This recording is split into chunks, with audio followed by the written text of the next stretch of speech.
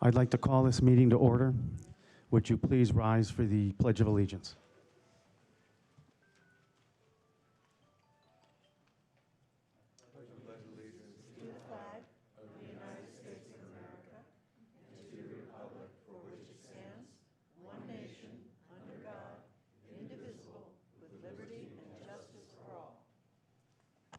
And if you choose to remain standing, we'll take a moment of silence.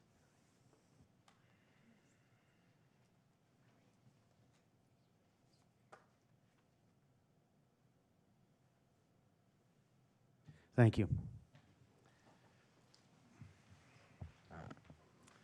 Town Clerk, can we get a roll call, please? Mayor Friedel, Present. Vice Mayor Skillicorn, Here. Councilmember Earl, Present. Councilmember Calavianakis, Here. Councilmember Watts, Here. Councilmember Larrabee, Here. Councilmember McMahon. Here. Mayor, you have a quorum. Thank you. And we'll start with our summary of events. Town Manager Rachel Goodwin. Thank you, Mayor. We have a number of updates that I'm going to go through. I'm going to try to move through these pretty quick, but this is a very active, busy time of year because it's beautiful here and it's cold and snowy everywhere else in the country.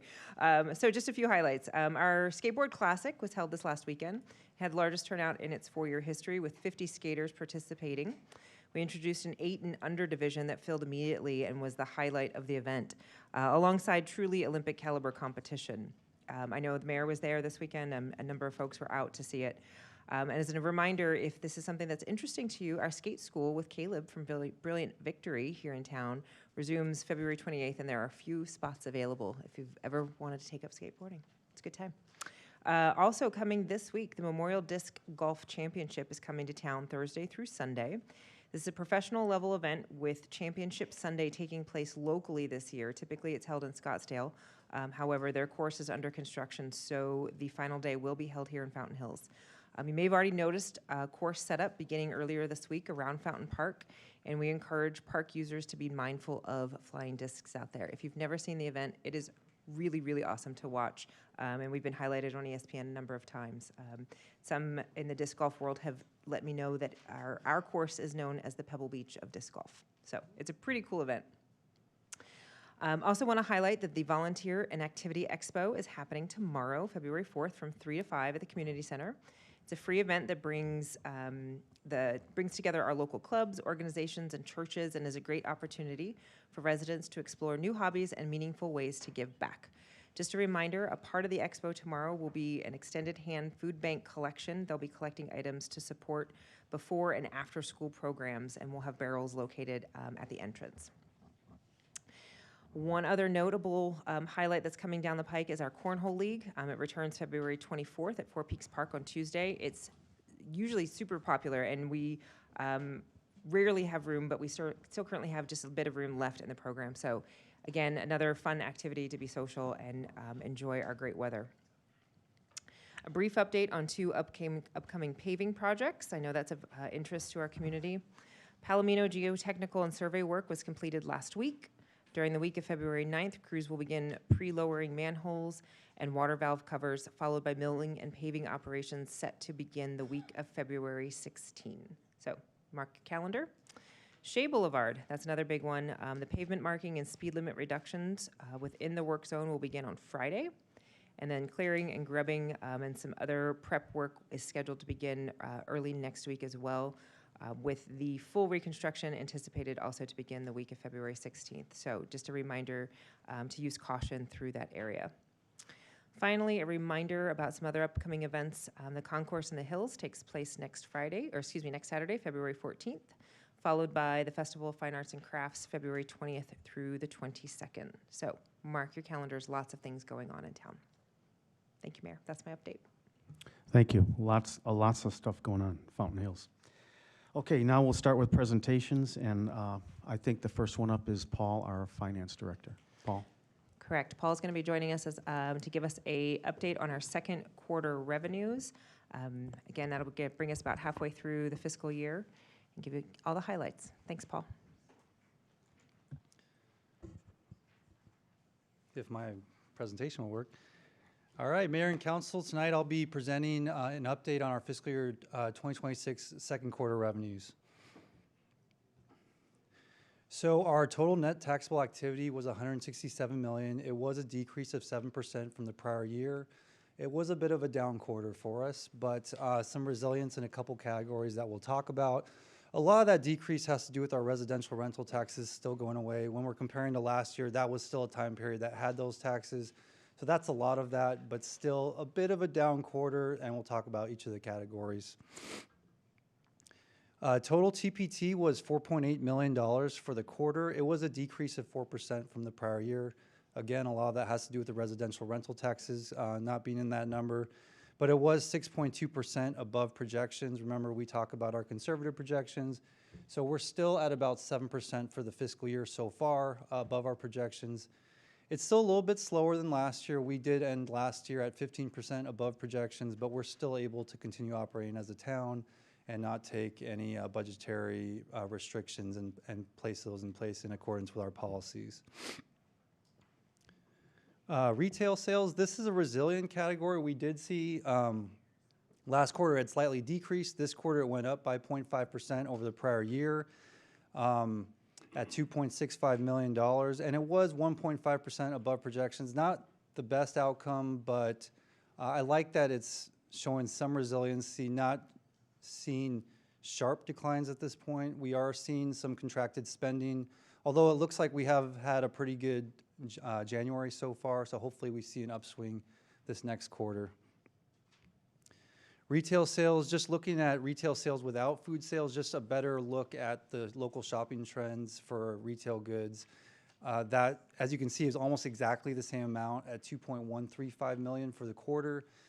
We brought in $2.134 million last year, the same quarter, so it's almost the exact same amount. So again, some resiliency. At least we're not seeing declines at this point, and that's something we're continuing to monitor. Remote sellers, so online sales such as Amazon, Wayfair, things like that, we are still seeing that uptick in online sales.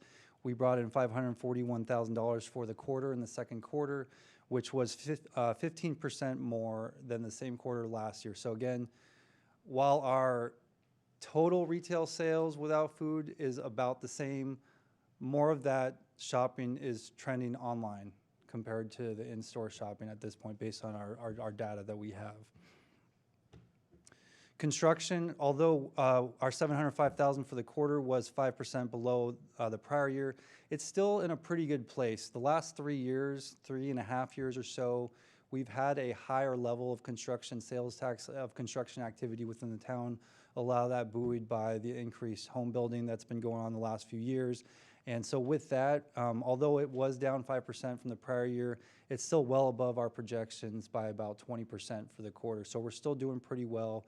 We're going to be talking about our projections for next year pretty soon here at the budget retreat in a couple weeks, and we'll talk about this category as well. Utilities, we're still seeing a similar trend, definitely something to monitor where our utilities are slightly going down. I know I've had questions on this.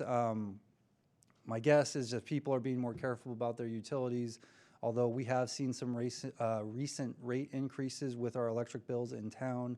So we're going to see how this plays out throughout the rest of the year.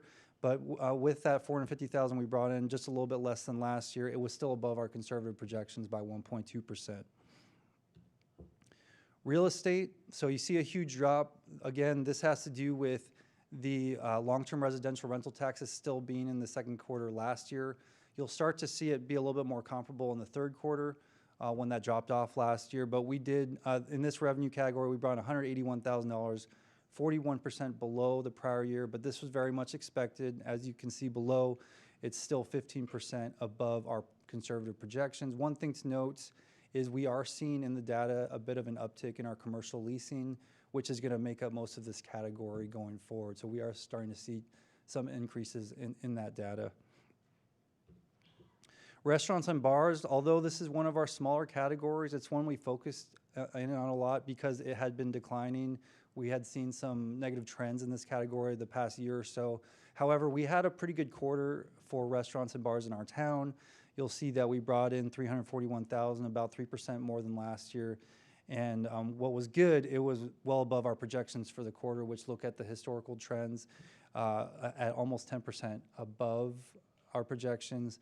compared to 8% below our projections for the first quarter. So we're seeing kind of an upswing in our restaurants in town, which is definitely good to see. Services, this is our leisure type category, including hotels, golf, tours, and vacation rentals in town. Similar to some of the other categories, we are seeing some decreases from the prior year, but still well above projections. We brought in $537,000 for the quarter, almost 4% below last year, and actually well below fiscal year 24, which had a pretty good year in this category. But this is one of the categories we kind of talked about at the, I believe it was the last budget retreat, where it fluctuates a bit more. It has a wider range of outcomes, and it's one of the ones that's a little bit harder to project, so we're a little bit extra conservative. So here you see that we did increase or outperform our projections by almost 25%, so still doing quite well compared to our projections. That's it for sales tax. So if you have any questions, let me know. State shared revenues in our general fund. The Santan Valley incorporation that recently happened, I believe in September, they did start receiving some state shared revenues starting in December, so a month and a half ago, about 2 months ago. So our shared sales tax and HERF revenues started to be impacted in December. So you'll see that we collected $880,000 into our general fund for state shared sales taxes. Of that amount, because Santan Valley, they actually received the amount in December, but it was for a 3-month period, so for the whole quarter. The amount that came out of our collections was about $19,000. So about $6,000 a month is about the impact we're probably going to see from the Santan Valley Incorporation. And just as a reminder for state shared revenues, for these revenues, we're in a kind of bucket with all the other municipalities, or a pie, if you want to explain it that way. If you're looking at a pie chart, we're just a small sliver of that pie. We used to be 0.4% of the pie of the 91, 92 municipalities, and we've reduced down to about 0.38% of that pie now with Santan Valley coming on board. So with our state shared income taxes, that hasn't been impacted yet. The league has told us that Santan Valley will start receiving those revenues in July. So part of the revenue projections we'll talk about coming here shortly, that will be impacted by the Santan Valley Incorporation. So we brought in $1.15 million, very close to our projections. And in the streets fund, the 2 state shared revenues that we talk about a lot, vehicle license tax and HERF revenues. Vehicle license tax actually is not impacted by that. It's a little bit complicated to explain. But basically, the main part of that formula, that sharing formula, has to do with the county collections. It goes into a state pool, and then the actual distribution of the money is based on the money coming into the county. And so because Santan Valley is not in Maricopa County, they're in Pinal County, it doesn't impact our vehicle license taxes. And we brought in $321K. It was well above projections. There was a kind of a spike month in there in December. And then with our HERF revenues, that is impacted because that formula is a bit different. It's partially a statewide collection calculation, partially a county calculation. So the statewide part of that calculation slightly impacts our revenues, but it was only about, I think, $6,000 to $7,000 that was taken from our distributions to go to Santan Valley. So with that, we were just below projections, but it was pretty close to that amount. And so with that, that's my revenue update for the quarter. Any questions from the council? No? Okay. Councilman Watts? Easy question, Paul. Okay. The retail versus internet sales. Have you been getting any feedback from any of the retailers on the avenue, Tama, the ancillary streets as well? And if so, what are we doing? It looks like we're doing a lot of marketing for the town. Can we include some of the retailers in that, or are we going to trip that gift clause tax again, or gift clause issue? So Mayor, council member, I don't want to pull someone up, but I think the best Amanda person, might be able to yeah, answer to that. explain Right, that. I'm just saying. Would you like to respond to that?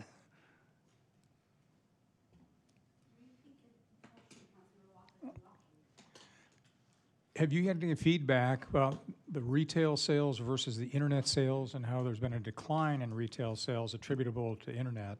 So if there has been concerns expressed by some of the businesses in town, are we including them in some of the advertising we're doing for the town as a whole, or can we include them? What can we do to help them is really what it comes down to. So Mayor, Councilmember Watts, we have not received any feedback. It has not come up during any business retention site visits, so we haven't actively asked, nor have we been contacted of not being asked. So hopefully that answers that part of the question. And I guess I'm not understanding then about including them in exactly what. And if I can jump in, I think one good example of what we do to help our downtown is, for instance, I know Amanda partners with the Chamber of Commerce throughout the summer, particularly to encourage shopping local, highlighting our different types of shopping outlets. So I know you've been doing some downtown-specific marketing, especially on social media. So I would say we certainly have made an investment in trying to highlight all of the ways that people can stay local and shop local over and above online purchases. Am I missing anything there? Is there anything you can add to that? No, I don't think so. So we've been targeting mostly summer campaigns. And then about 2 years ago, we did do a holiday campaign of, again, just driving the importance of shopping locally. So I think if we continue that emphasis regardless of the seasonality of it and include all of the businesses and emphasize there, it may be one of those things that the retailers in town really haven't become aware of it yet, and we may be ahead of understanding the dynamics of it. So whatever we can do to be ahead is what I'd Right. ask for. And then I think, too, is we're trying to be more engaged on the economic development front with 2 mighty full-time employees. But as we're having, for instance, the Irish Fest, the America 250, we're doing outreach. Some of it has been very slow of just, what if you offer a special? What if you have an America 250 float? That if you're doing some of that, let us know. And then for free, as part of economic development, the business retention, the attraction, the tourism front, there is no charge to you. Just let us know, and we're happy to push that on the Experience Fountain Hills plug, if you're not following us, the Downtown Fountain Hills social media, as well as just putting it together as a package. We'll take, for instance, see, you brought me up, so now I could potentially be long-winded. I'm stuck, But think right? of, too, the Thanksgiving Day Parade, the Turkey Trot. Last year, what we started in partnership with Community Services was reaching out to the businesses and saying, who's open on Thanksgiving? We know you want to be with your family, but some of you have decided to be open. Mountain View Kitchen. This year we found out Snowbird, Dutch Bros, etc. We then put together a flyer based off of that content on the town's dime, and it's included in the council, not the council, but the packet pickup for the runners. Thank you. You're welcome. Thank you, Paul. Well done. And Rachel, we have another update. We do. We have our Public Works Director here. He's going to be sharing some historical information and some updates about our road management, our pavement management, and really what that is going to mean as we look towards next budget year.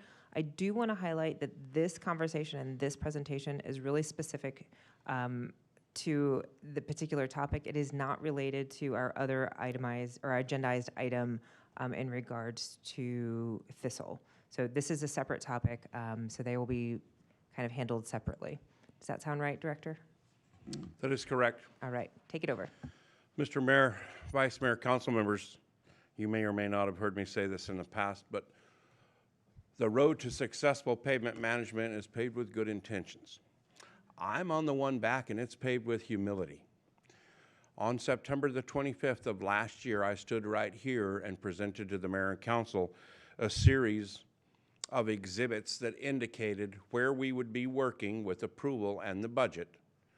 As part of that, the map that you're looking at in front of you was presented. It was also noted during that presentation that the map indicating the northwest and northeast, and the black lines in particular, were not selected by the BOSS system or our software, but rather pre-programmed for work that would have been completed back in 2015-16. After approval from the council to proceed, staff went to these locations, to do some verification and some looking, and discovered that all of the areas that you see there in black and listed to the right, in fact, had not received any treatment back in 15-16 due to budget shortfalls. And our records were not updated, therefore we have not returned. We attempted to get this back to the council as soon as possible while addressing all of the other approved areas and working on some other special assignments. I'm here tonight to let you know these roads will not receive any type of pavement management this year. Historically, and this doesn't happen very often, when we come up on one of these scenarios, we put together all the necessary paperwork to gather an estimate so we can be prepared. We have done that for this project, and our strong recommendation would be to put this on the schedule for the first thing next year after the budget is approved. Having said that, the amount of money allocated for this based on our estimates will not be placed into the BOSS software. So when we're running scenarios, depending on what that budget is, it'll be less this amount, which is approximately $3 million for these local roads.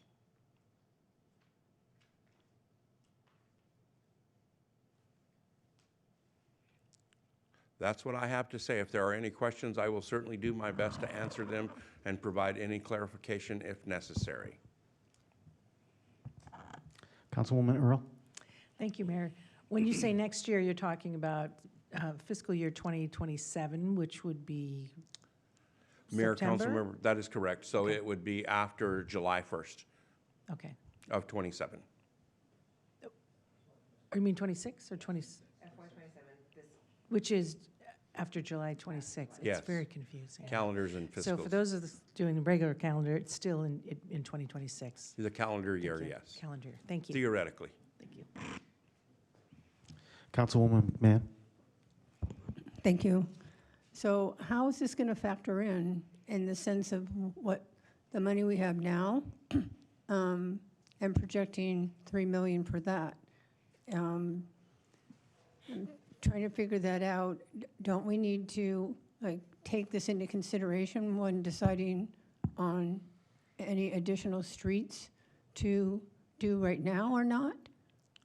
Because we don't know. I mean, we have put extra money in the streets by a few $1 million. And so I'm wondering, and I'm not stating it correctly, how is that going to balance out? I mean, you know, looking forward, because this is an additional $3 million that has never been anticipated in any of the discussions.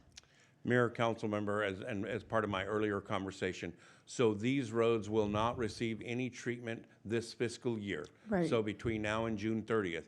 Our recommendation for next year is just that. When we come back to the council with the approved budget and we've run the scenarios, we would have subtracted this amount of money knowing what that is. If the direction from the council at that time is to run another scenario and change the scope of work on this exhibit, we can certainly do that. But for right now, we're not certain of what the budget will be for FY27, so we'll take all of that into consideration and account for it as part of our budgeting process. So are you saying, and I'm not putting words in your mouth, I'm asking, are you saying these have priority because were forgotten since 2016, or are you just saying we're bringing them into the system and it's going to be decided as, you know, the street repairs get decided? They have become a priority simply based on the fact that they've not received any treatment prior to 2014, 15, 16. Okay. And we made a commitment to this mayor and council and the residents that they represent that we were going to address them this year. Okay. We are simply attempting to bring that to fulfillment in a timely manner, and the soonest we could accomplish that would be next fiscal year. Okay, thank you. You're welcome. Councilman Watts? And that $3 million estimate is projected for 2027. I mean, it's not $2026, it is $2027. Mayor, council member, that is correct. And none of them are in such dire need that they have to be done now, that there are other levers that we could pull to accommodate that? All of these roads are in very poor condition, pre-incorporation. They fall into what we would have scheduled for this year if we had allowed the boss to select it, but they weren't included in that, in the scenario. So they're all in very poor condition and need to be rebuilt. So, again, without putting words in your mouth, as we progress through the year, depending upon the condition of these streets, and if we find additional funds available, we would make these a priority, or could make them a priority? Councilmember, we could certainly visit that, but for right now, all of the funding for this year is allocated, and we have a small cushion to be able to address a few things that may or may not arise. Thank you. You're welcome. Vice Mayor? Thank you, Mr. Mayor. And Director, you did mention these are all pre-incorporation and they need to be completely rebuilt, and you did use the $3 million figure. You're assuming that's an accurate number to rebuild this list here from your expertise? Mayor, Council, or Vice Mayor, that is correct. Okay. So, and you think that's a conservative? You think that that is not enough? That is a conservative number with an inflationary factor of about 15% included, simply because we are not certain. Okay. Yeah, Mr. Mayor, I'm just concerned that it could actually be a little more. None of these are really long streets, but the setup, rebuild is significant. This is labor intensive. It's a lot of work. It's a serious thing that I'm glad we're aware of it, but that's something that we must address. And obviously going into the budgeting season, this will be at my mind, also based on other projects that we do, because this will have to be a priority. Thank you. Councilperson Kelly Vianakis? Thank you, Mr. Mayor. Yeah, thank you for your report. And I know it's sometimes not easy to come in with bad news or oversights. And so we appreciate the update and letting the people on those roads know that help's on the way. And I guess my only statement would be to you and the council is that I certainly do hope that when this comes back before the council in FY27, that we do place a priority on fixing what should have been done and committing to whatever we need to do out of the roads fund to make good on these streets. And so I just hope we remember that.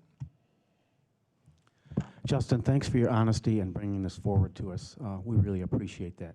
And I think we probably have heard enough that this will be a priority for FY27. We have to get it done.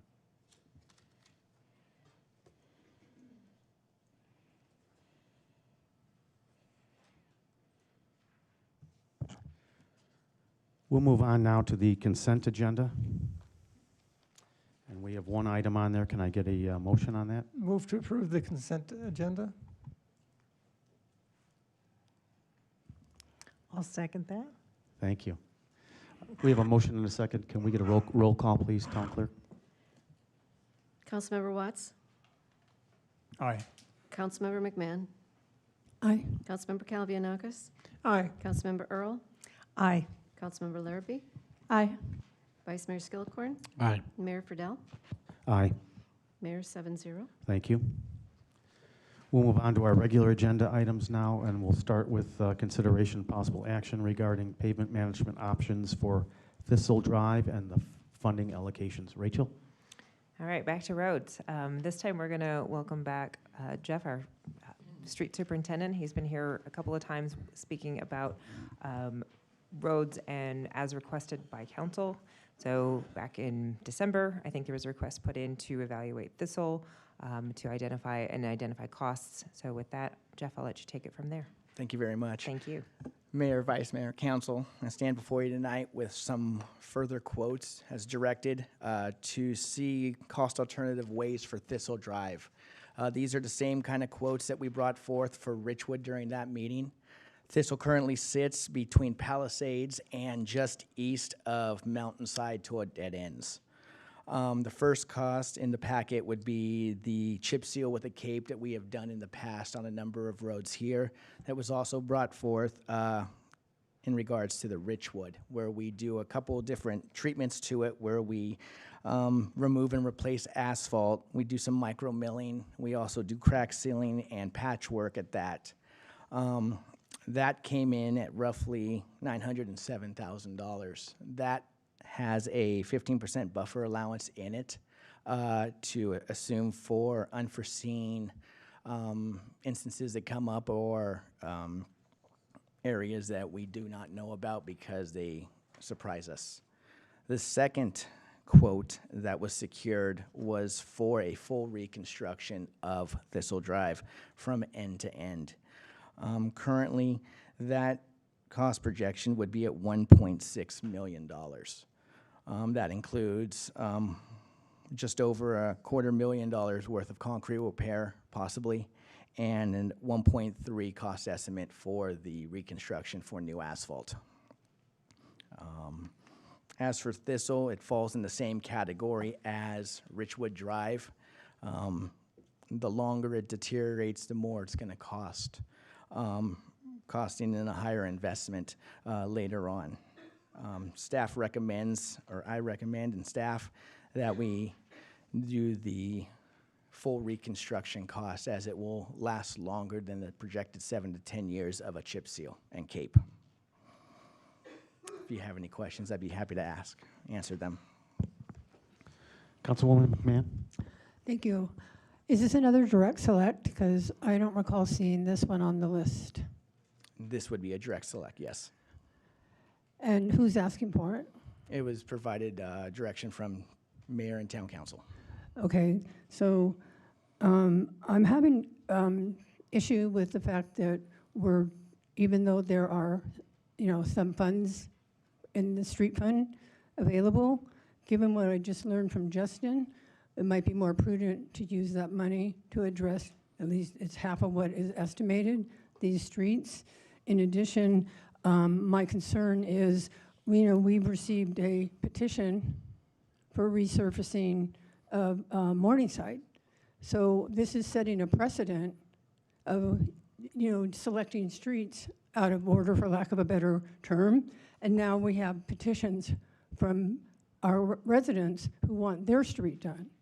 So I think to be transparent and neutral, I think that we ought to stay with what we've already decided to do and keep the funds available now that I've learned about all these streets that need funding to do, and maybe if we can start doing some of those streets instead. So I'm not going to, before this, I don't think that that we should be doing direct select at all. We've paid thousands of dollars for the BOSS system. We've spent a lot of time talking about streets, putting extra money in it, in the fund, and selecting the streets. And this one was not on that list. Thank you. Ma'am.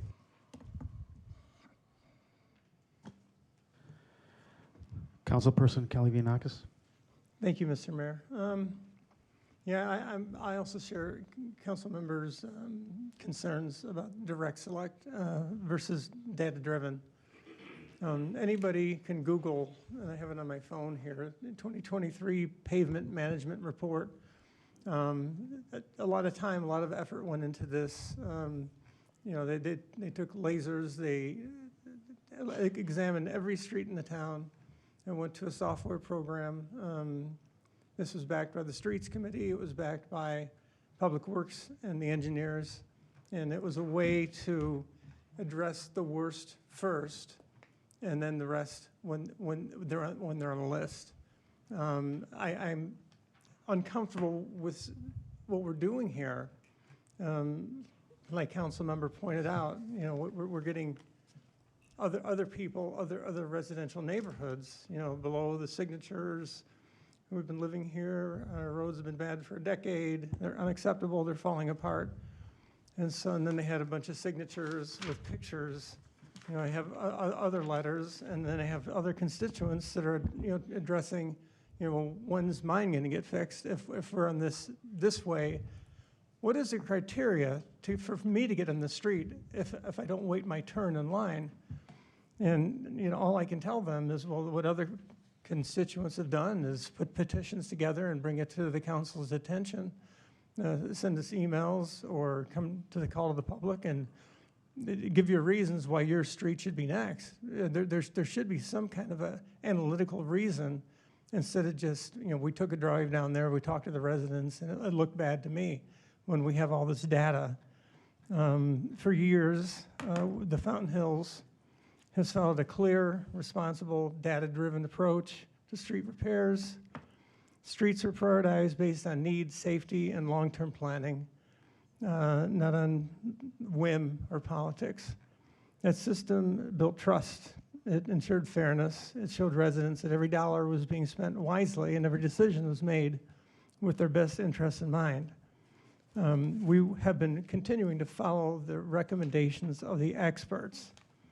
We're at risk doing that tonight and in future council meetings with this direct select because we're abandoning what we've done, which is try to keep it out of the political realm and try to keep it data-driven and let the experts determine the next roads that should be fixed based on data, based on reports that we paid a lot of money for.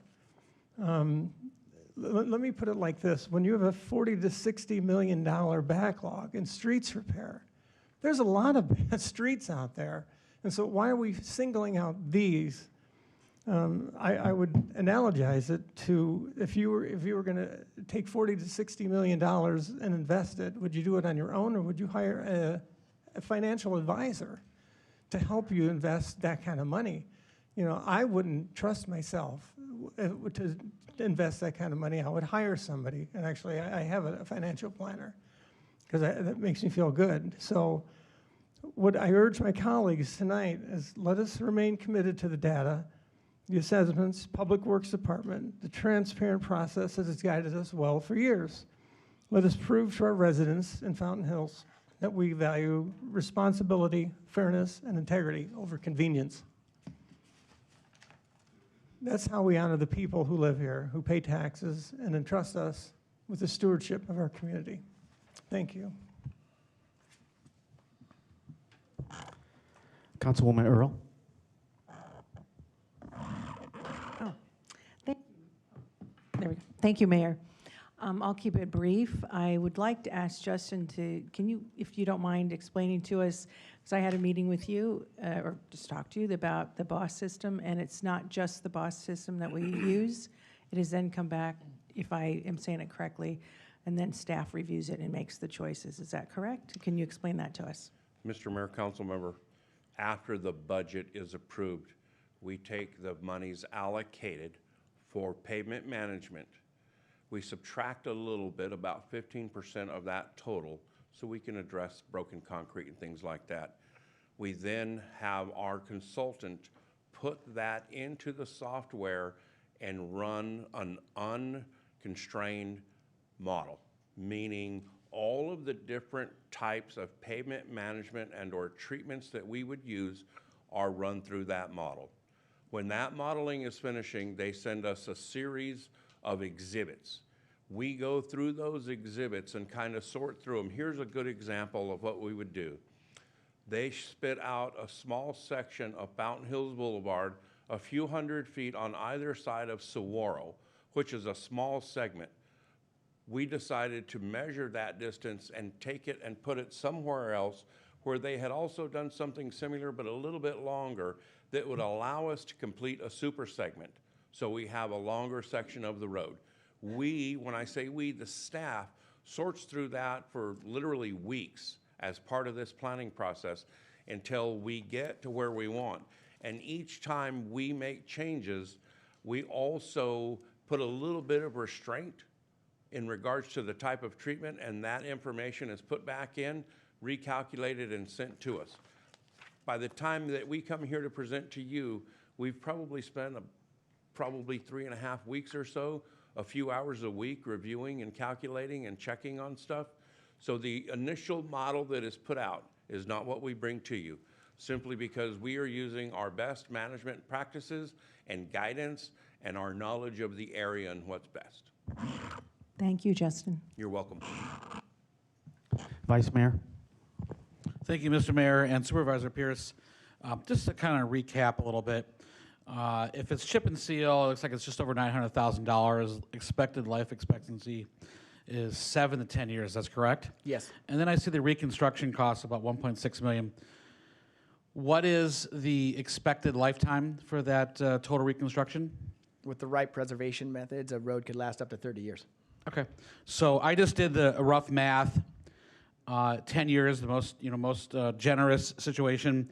That comes out amortized cost about $90,000 a year. If we go for the total reconstruction, that amortized cost drops down to $53,000 a year. Seems like it makes sense to me. Make a motion to approve as drafted for the total reconstruction. Second. Councilman Watts? Just a point of clarification. If I'm not mistaken, this came up I think the last meeting, specifically related to Thistle. And your statement was that Thistle was on next year's list, and it was a priority on next year's list. And the second component is the two systems you use are BOSS and software to analyze the BOSS data. They're two different systems, aren't they? Mr. Mayor, council member, first a little bit of clarification. So all of the roads that are recorded by the analysis are in the system. I do not recall having said that Thistle would be in next year because we have not run that analysis. What we have in the analysis is the PCI, the stress conditions, and the overall condition of the road. So we don't have a 2, 3, 4, or 5 year horizon that we look at. We look at a 1.5 to 2 year horizon. And I'm not sure where on that horizon Thistle falls. So if I said it was in next year, I was mistaken because we do not have that modeling done. I could equally be mistaken about hearing what I thought I heard, but the condition of Thistle compared to the roads that were not addressed since 2014 to 2016, how do those two compare? They're about equal, as Mr. Pierce just whispered. They're in very poor condition. And it's not just the few that we showed you on the presentation or the exhibit tonight or Thistle. A majority of the community, especially the local roads, are in this very similar or worse condition. Okay, and then it's clarity again, the BOSS system analyzes the roads. Your software system, whatever that may be, analyzes the data based upon a number of factors. Correct. Okay. I think that's it, thanks. You're welcome. So I want to make a statement. First of all, this road work is really important to every resident. The roads that we're talking about doing, there's probably about 650 residents that live on these roads. It's not a whim, and it's not politics. It shouldn't be political. It shouldn't be party-driven, and it isn't. There's no politics when it comes to fixing roads in the town of Fountain Hills, period. Residents, yes, we have the data, but the data doesn't say if you come in under budget, don't do any more road work. We're going to do as much road work in this town as possible to get caught up on these roads and get this problem taken care of.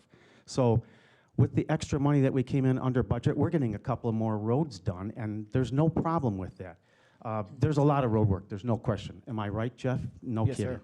sir. So we know what our priority is going to be for next year. We've already discussed that with Public Works Director.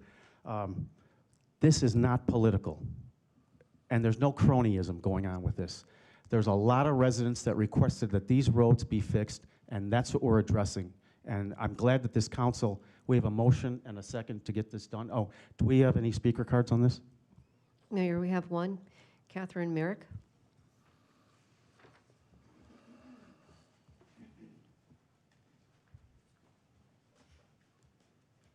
Hi, good evening. I'm Catherine Myrick, Fountain Hills resident. And I just have a couple quick comments about this item. First of all, it's a great problem to have that our Public Works Director and staff were able to deliver contracts on these roads that came in under budget, and we have money to spend. And I think the council did a great job of saying we should spend this money on roads, because that makes sense. But my question that I'm confused about is how we chose this street, Thistle, and also Richwood, which you guys talked about a couple weeks ago. How did they move to the top of the list? And some people will say, well, have you driven those roads? And yes, I have, and yes, they're bad, but so are a lot of other streets in town. The Public Works Director was just up here saying that his staff spent 3.5 weeks putting together the list of roads that we should prioritize. And yet these two were chosen by the mayor and council. And you guys are great, but what is your professional experience in public works? That should come from our staff. In the last 5 years, the town has spent public funds to study all 166 miles of streets, and they've been categorized into the priority list of the ones we need to repair first, to spend our limited tax funds most efficiently. If we want to get the most bang for our buck, that's the list we should be looking at. What I would like to know, and I'm sure many other taxpayers would like the same information, is why were Thistle and Richwood chosen ahead of the ones that had been scientifically prioritized to benefit all citizens of Fountain Hills? Fiscal responsibility is a major job of the council, and I think everyone is looking for transparency, and this decision doesn't seem to take either of those into account. Thanks.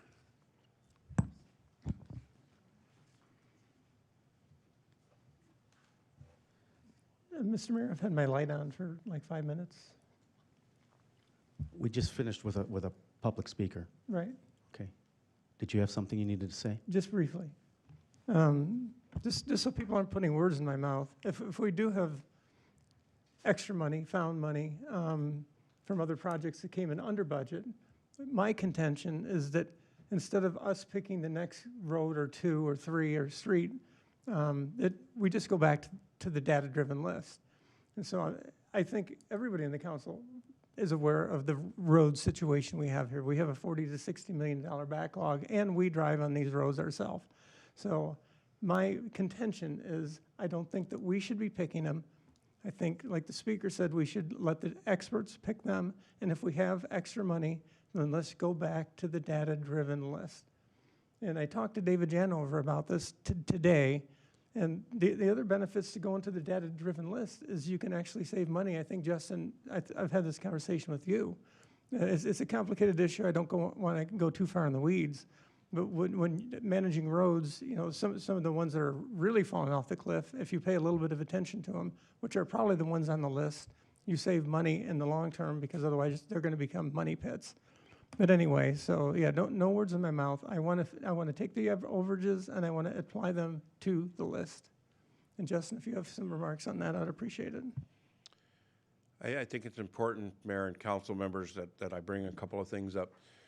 Each time we come before you and we get approval for either a segment or a super segment of road, it starts the clock for us to get that work done. Part of that process is we need to notify all of the utility companies that work is going to be taking place in A, B, or C and allow them an opportunity to respond. It's not uncommon for the sanitary district or any other provider to say, we are going to be doing this before you do that. Can you give us a little time? Absolutely. We've given up to a year for cable replacement for electricity. The roads that you have already approved and are selected, excluding the ones I showed you earlier, that shot clock is underway. If there is approval tonight for Thistle, the clock for that starts all over. And the reason I bring this up is when we have unspent fund balance, we look forward to using that in a leap year if we can, because we've not notified those utility companies of any work that's going to be happening. So it's difficult to just run out and do a section of road.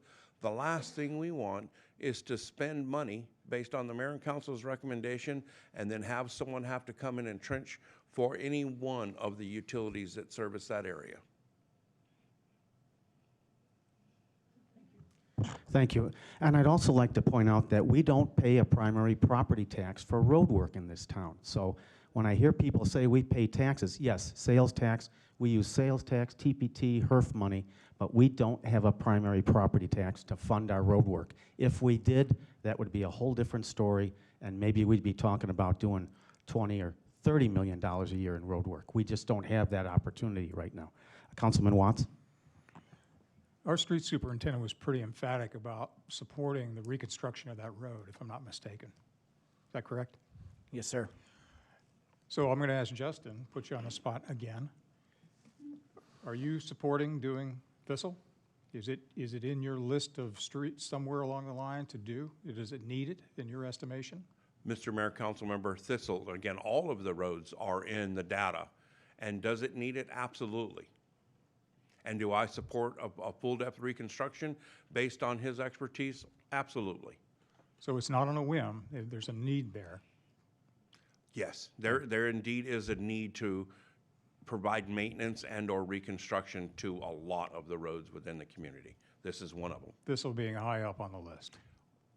I wouldn't categorize it as higher on the list than any other ones that are deteriorated to that level. I'm not sure I understand deteriorated to that level. Very poor condition. So we have a long list of very poor condition. But it's in that list. It's in that list of very poor conditions. Thank you. You're welcome. Town Clerk, we have a motion and a second. Can we get a roll call, please? Councilmember Earl, Aye. Councilmember Larrabee, Aye. Councilmember McMahon, Nay. Councilmember Calabianakis, I will be voting nay, but I do support the work being done. It's just a protest vote to say that we should be using the data-driven and not the direct select. Councilmember Watts, Aye. Vice Mayor Skilcorn, Yes. and Mayor Fidel. Aye. Mayor 5-2. Thank you. Okay, item B is consideration for a possible action regarding a request for cut and fill waiver. Rachel? Director Wesley's here to talk about two different cut and fill waivers we have back-to-back on our agenda. He's going to be sharing the details of each. With that, I will turn it over to you, John. I need to buy you a few more minutes here. Hang on. No, I'm ready. All right, now you're good. Mayor and council, good to be with you this evening. As mentioned, I have two cut fill waivers that have come forward for your discussion tonight. The first one being at 16320 North Borrego Trail. Still not sure I say that right. So just quickly one more time, you've seen this several times, but section 5.03 of the subdivision ordinance sets forth the limitations on cut and fill and allows a maximum of 10 foot of either, but does allow the property owner or developer to request a waiver from the town council if they have areas that exceed that. We have a new house being designed at this address and does have cut and fill of more than 10 feet, have requested the waiver. So you can see on the map here, the lot in question here, near the end of the street up in Eagles Nest in the northwest part of town. So overall, the slopes on this property are about 13% for Fountain Hills. That's not real significant, but there are areas, particularly along the southern side of the property here, where there's a bit of a ravine, where the slopes are much steeper. The house has been placed to the middle of the lot, trying to take advantage of this relatively flatter portion of the property as much as possible. But they did end up with an area in front of excess fill and an area in back, actually two. There's a real tiny one right there of excess cut. So this is a little bit more of a close-up then, particularly of the larger excess cut area at the rear of the property. And you can see from the back side here, actually, this is the hill. So from this side, nobody really sees that excess cut. The only place it's really going to be seen is from inside the house and around their pool area. So no real impact on that one. So there'd be some options there to reduce the amount of private space that they have behind the pool to not have so much of a cut. But again, that wouldn't really impact anybody but the owner. The front part of the property is the area with a more significant change with the excess fill that's needed in this corner of the house, almost 14 feet at its highest point. And looking from the front, approximate area where that excess fill takes place. And again, that section is through this portion of the building. And looking at this in context of the neighborhood, you've got vacant properties still to the south and the east and a tract immediately adjacent. The house across from here is located a bit away from the area that be able to see that excess fill. So a couple of other shots of that corner where that excess fill takes place. You can see the plan to generously provide landscaping in there to help soften the walls that will be there. Again, this shows how they've worked to try to put the building in a little bit more the flatter portion of the lot, but it does have these slopes that have made it challenge and create that area for the excess fill. So staff does support the fill and cut on this property as requested. Any questions you have of me? Vice Mayor? Thank you, Mr. Mayor.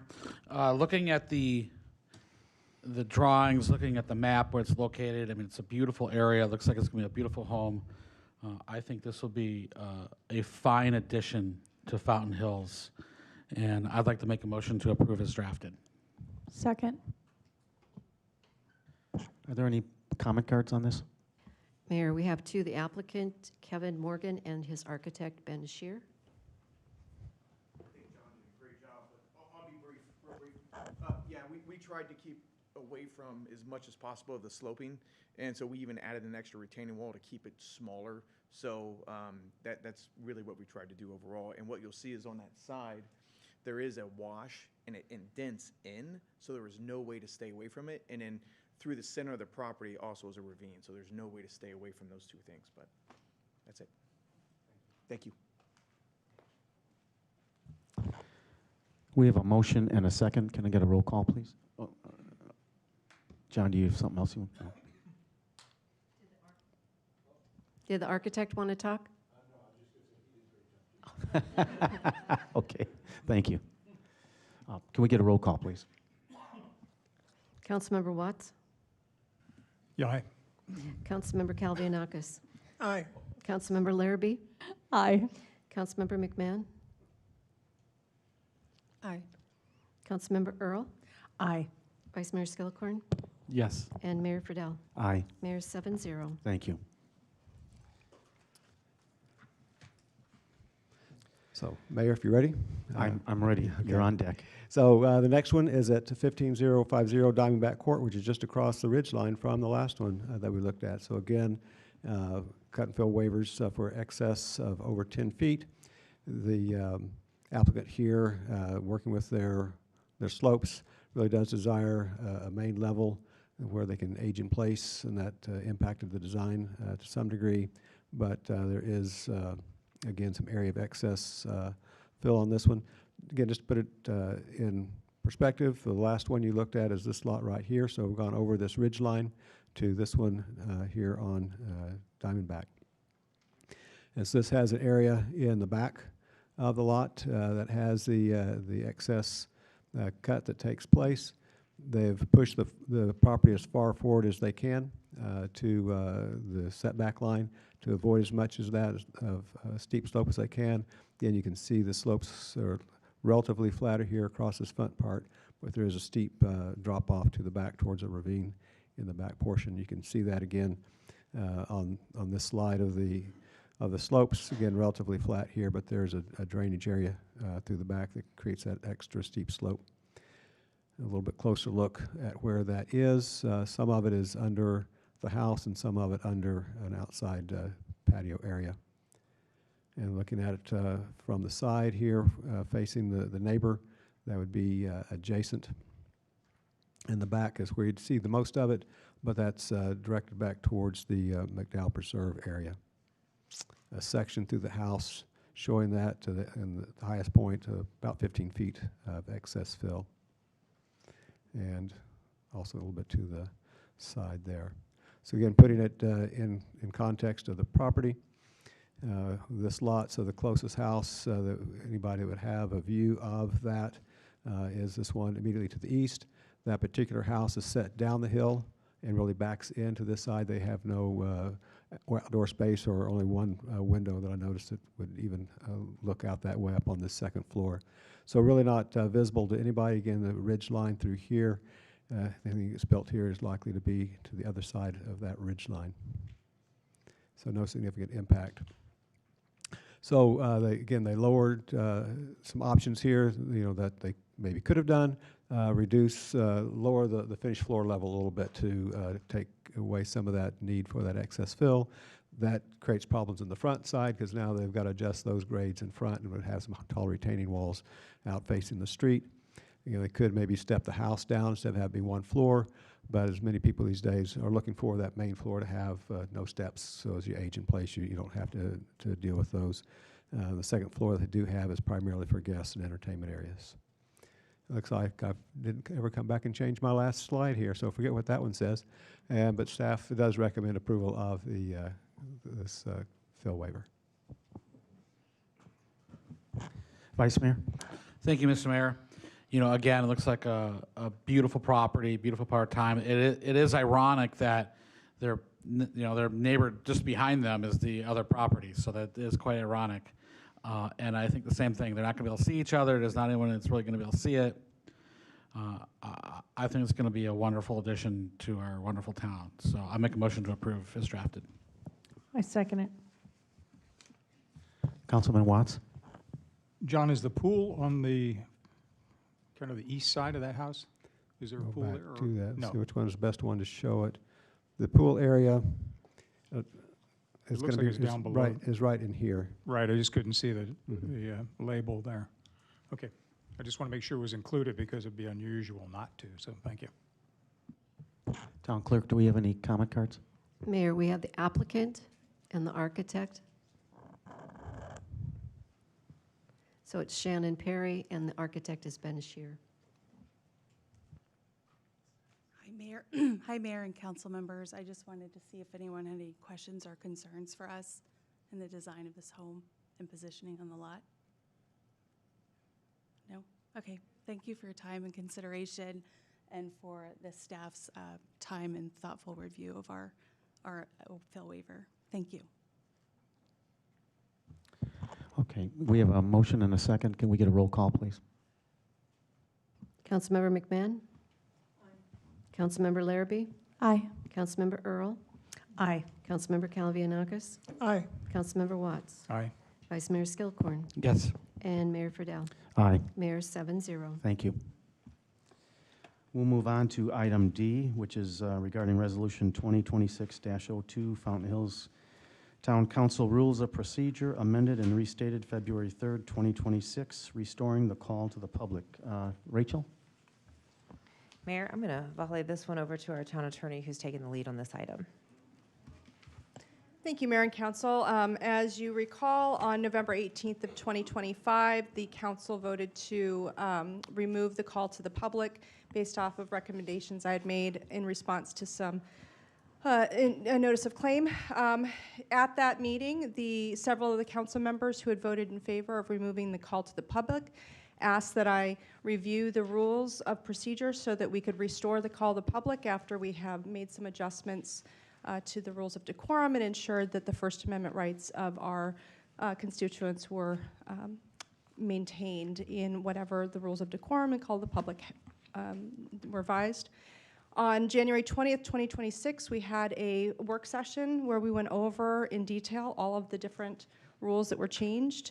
We amended in those rules that were changed, we moved the call to public to the end of the agenda.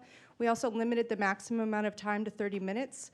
And although we've now made it so that there's no maximum on the number of potential speakers in that 30 minutes, but each speaker is limited to a maximum of 3 minutes. So if they have, can say what their concerns are in less time, then you can have more people go through in that 30 minutes. So it allows potentially more opportunity for people to speak. And we also, just to also make sure that everyone in the public knows that there are some new rules requiring that the request to speak be turned in before the council meeting starts. In part, that's because during the agenda items, we've also made it so that when there's an agenda item up, that we rotate between those that are for and against an agenda item. That way there's kind of a balanced approach to to the speakers. That's something that some of the council members had seen at other meetings with great success, and they liked the balanced approach to hearing speakers on both sides of the topic, so it wasn't front-loaded. So anyway, so we did add in a requirement that the request to speak cards be submitted to the town clerk prior to the start of the meeting, and I just wanted to make sure everyone heard that, because I know that's going to be adjustment and change for our constituents. And then many of the changes to the rules of rules of decorum were adopted in part from rules of decorum that are used by the city of Scottsdale. So we were not making up things on the fly. And then following the work session last week, there was some concerns regarding the way it was worded regarding the use of professional audio and video equipment. That rule was amended after our discussion so that it says, first of all, anyone using professional equipment, not just the media, needs to notify the town.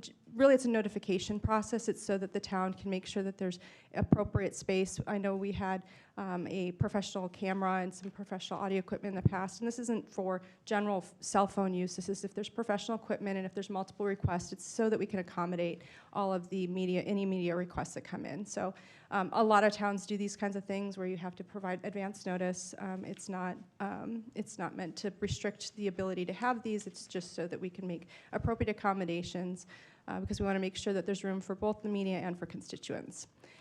In this set of changes, there were no significant substantive changes to other areas of the rules of procedure. There might be some areas that need to be addressed in the future, but the focus for this set of rule changes was to restore call of the public and to clarify procedures for conducting the meeting, including rules of decorum. Thank you. Vice Mayor, your light's on. Thank you, Mr. Mayor. You know, reading through this, this all looks workable, and it looks like a nice way to proceed and bring back public comment, especially in the spirit of free speech and the First Amendment. So I would like to make a motion to approve with one just really minor change. Section 4.2B, number 3, it says town manager and town attorney, town manager or town attorney may place an item on the agenda, et cetera, et cetera. I just want to add in mayor. So town manager, mayor, or town attorney may place an item on the agenda. And that's the motion I'd like to make. I'll second that. Can I get a point of clarification? I'm sorry. For the attorney. Thank you, Mayor. Jen, I might be mistaken, but I thought we had removed, oh wait, it was member of the public. It was through the town manager adding an agenda. I am confused, never mind, scratch all of that. Councilwoman McMahon. I have a couple comments to make on different sections. So do you want me to make them all at once? Do you want me to take them one at a time or what? Okay, because it's going to take a couple minutes to do so. You changed open call to the public to be professionally recorded. To me, that's weasel wording it. It clearly is still interfering with freedom of the press, recording a meeting in violation of the First Amendment, which states that there shall be no law abridging the freedom of speech or the press, ensuring that government can't control the media, enabling it to inform the public and hold power accountable. What's professionally? Is it defined in the rules? If someone brings in a video recorder, is that considered professional? Is a phone considered professional? Because a lot of media people and the public out there use their phones. Is that now considered a professional equipment? So you're requiring something that has no definition. And so to me, I don't think that you can enact that. To me, it's another broader restrictive form of reduced transparency in an attempt to control the narrative on a broader scale. And to me, it raises serious concerns under the First Amendment, freedom of speech and freedom of the press. And I think constitutionally and statutorily, both the public and the press have a right to record public meetings. There's no statement in the statute that says anything to do with professional equipment is required to record that. I think it's a double standard. I still think it singles out the press and is designed to prevent the public and press from recording open meetings against open meeting Arizona law. So I think that the final sentence concerning notice of recording should be removed. I don't think it's enforceable. Part of my motion, my motion would be to remove the word professionally and to not have it because it's not defined. So how can you follow it? As far as regular meetings, why are we moving call to the public to the end of the meeting? Moving comment to the end of the meeting has a predictable effect of discouraging participation by forcing members of the public to sit through the entire agenda in order to speak. That undermines meaningful public engagement. As elected officials, we represent the community. The public has constitutional right to address its governing body and to hold us accountable, and I hope they do, as they have for the last 5 years that I've served on council. Policies that deter public comment conflict with that responsibility and with the principles of transparency and accountability required by state law. I've received many calls and comments objecting to moving call to the public to the end. Many of our residents are offended by council trying to silence them. This change serves no legitimate governmental purpose.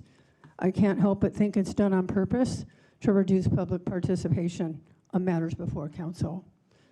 Again, I'm going to make a motion to not move it to the end and to keep it called to the public before the regular agenda. And I don't understand also why we're having the town clerk spend time going for and against, balanced approach or not. I mean, comment cards are comment cards. We've never had that done before. The end result is the end result. And without repeating my comments at the January 20th meeting, I continue to object to some of these rules, the changes presented. I think these changes undermine our transparency, our accountability, and meaningful participation of our local government. And for that reason, I will oppose them. And specifically, I disagree with the provision limiting council member discussion to 2 minutes. I think that's a hindrance. I don't think it's positive. We routinely require more than 2 minutes to explain our reasoning during an agenda discussion and debate. Meaningful deliberation is essential to transparency and to informing the public about how and why decisions affecting the town are made. This limitation, to me, unnecessarily restricts us from fully stating our position and undermines our duty to conduct its business openly and thoughtfully. A rule that curtails this deliberation works against the very purpose for which we are elected. For these reasons, I oppose this limitation, and I urge council to remove it or revise it. You brought up, again, it says that council members have to refrain from making comments that are adverse to the town. Well, again, you're trying to control our speech. We have a right to free speech. We have a right to deliberate. We debate up here. Some of the words we use in debate might be adverse to the town. What's adverse to the town? Have you defined it? I don't see it in the rules.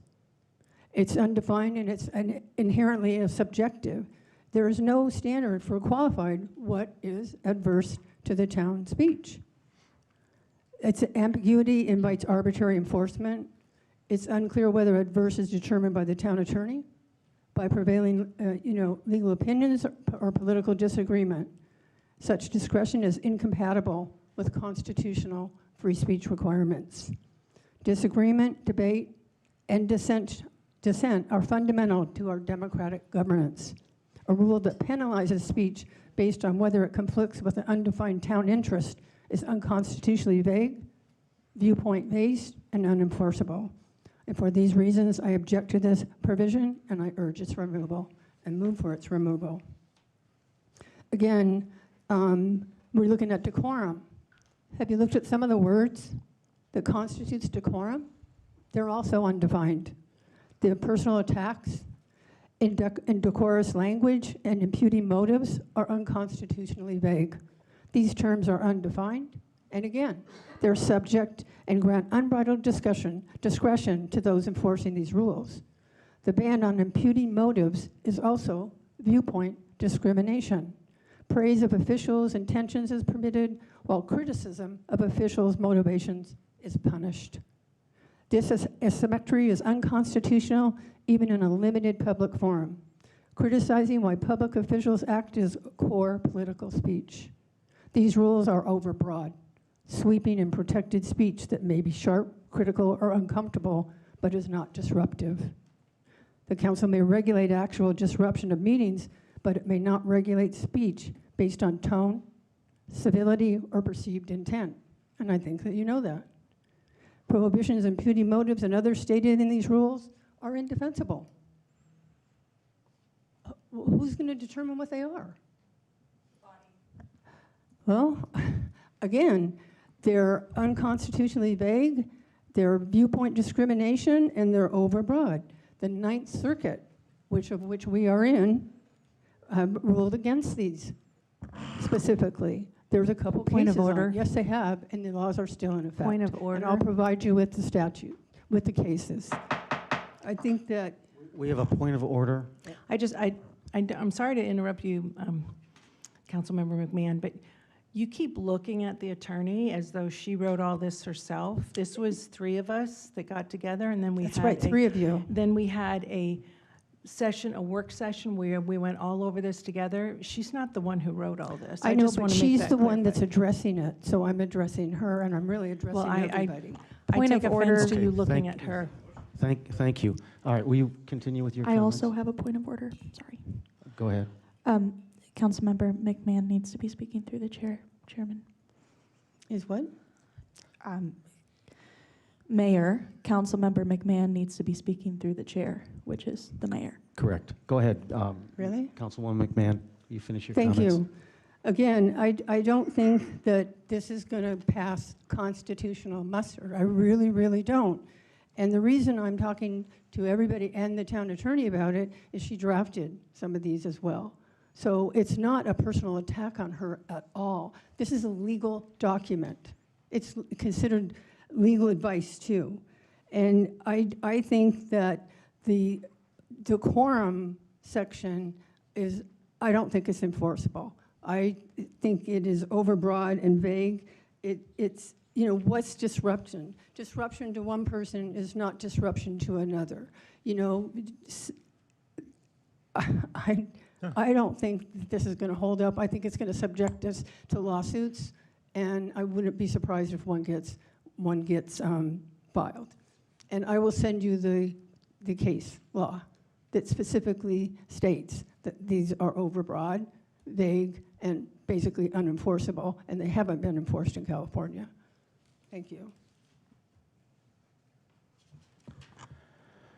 Councilwoman Larrabee. Thank you. Well, I wanted to make a mention of one of our neighbors, the city of Mesa. I was able to visit them for one of their city council sessions, just so that everyone's aware. How they handle their call to the public is very different even from this. There's 3 people that are, it's announced who's going to speak at the very beginning of the meeting, but it's happens at the very end of the meeting. But there's only 3, and I believe they have to register before the meeting has started. That felt overly, how do I say that? Restrictive, overly restrictive. We then have Scottsdale, which actually is fairly similar in a lot of these different rules. We're not rewriting, we're not recreating the wheel here. These are rules that are already established in many other municipalities. Actually, most other municipalities have different rules such as this.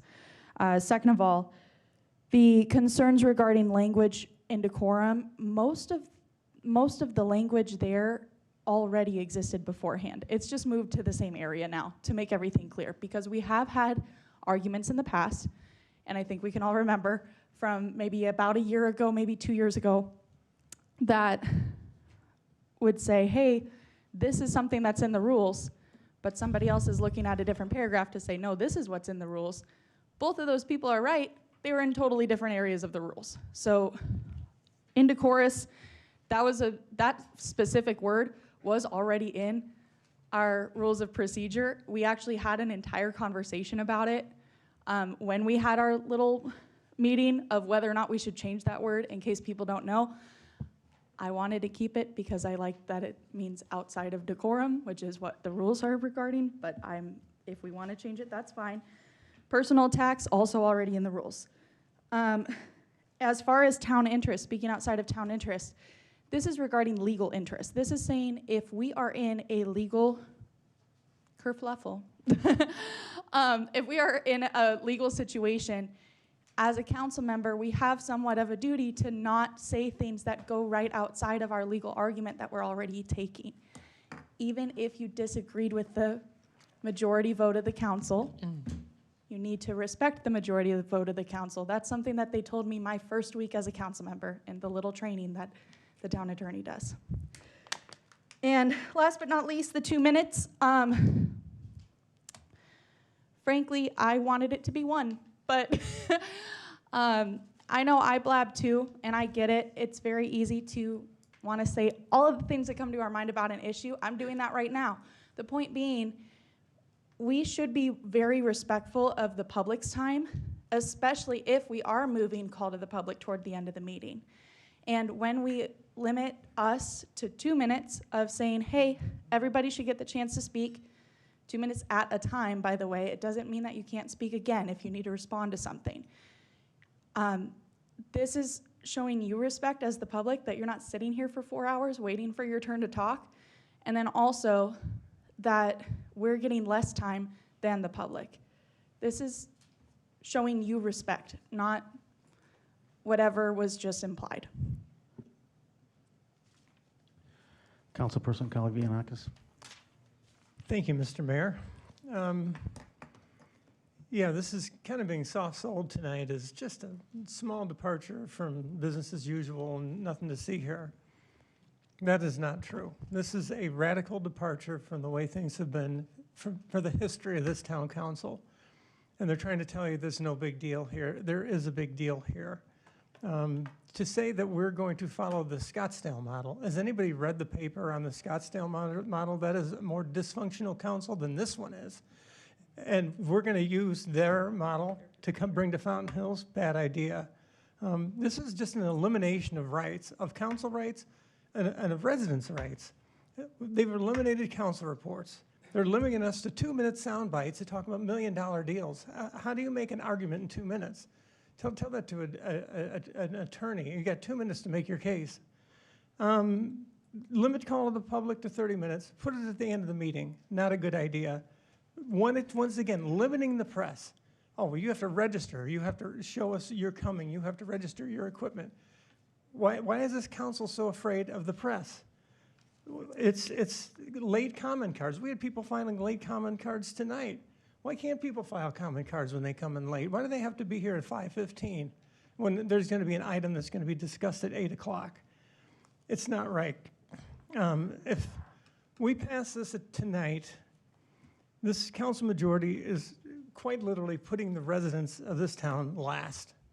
The majority moved to eliminate the long-standing tradition of allowing residents to speak on non-agendized items at the beginning of our meetings, a tradition that helped define our small town character for decades.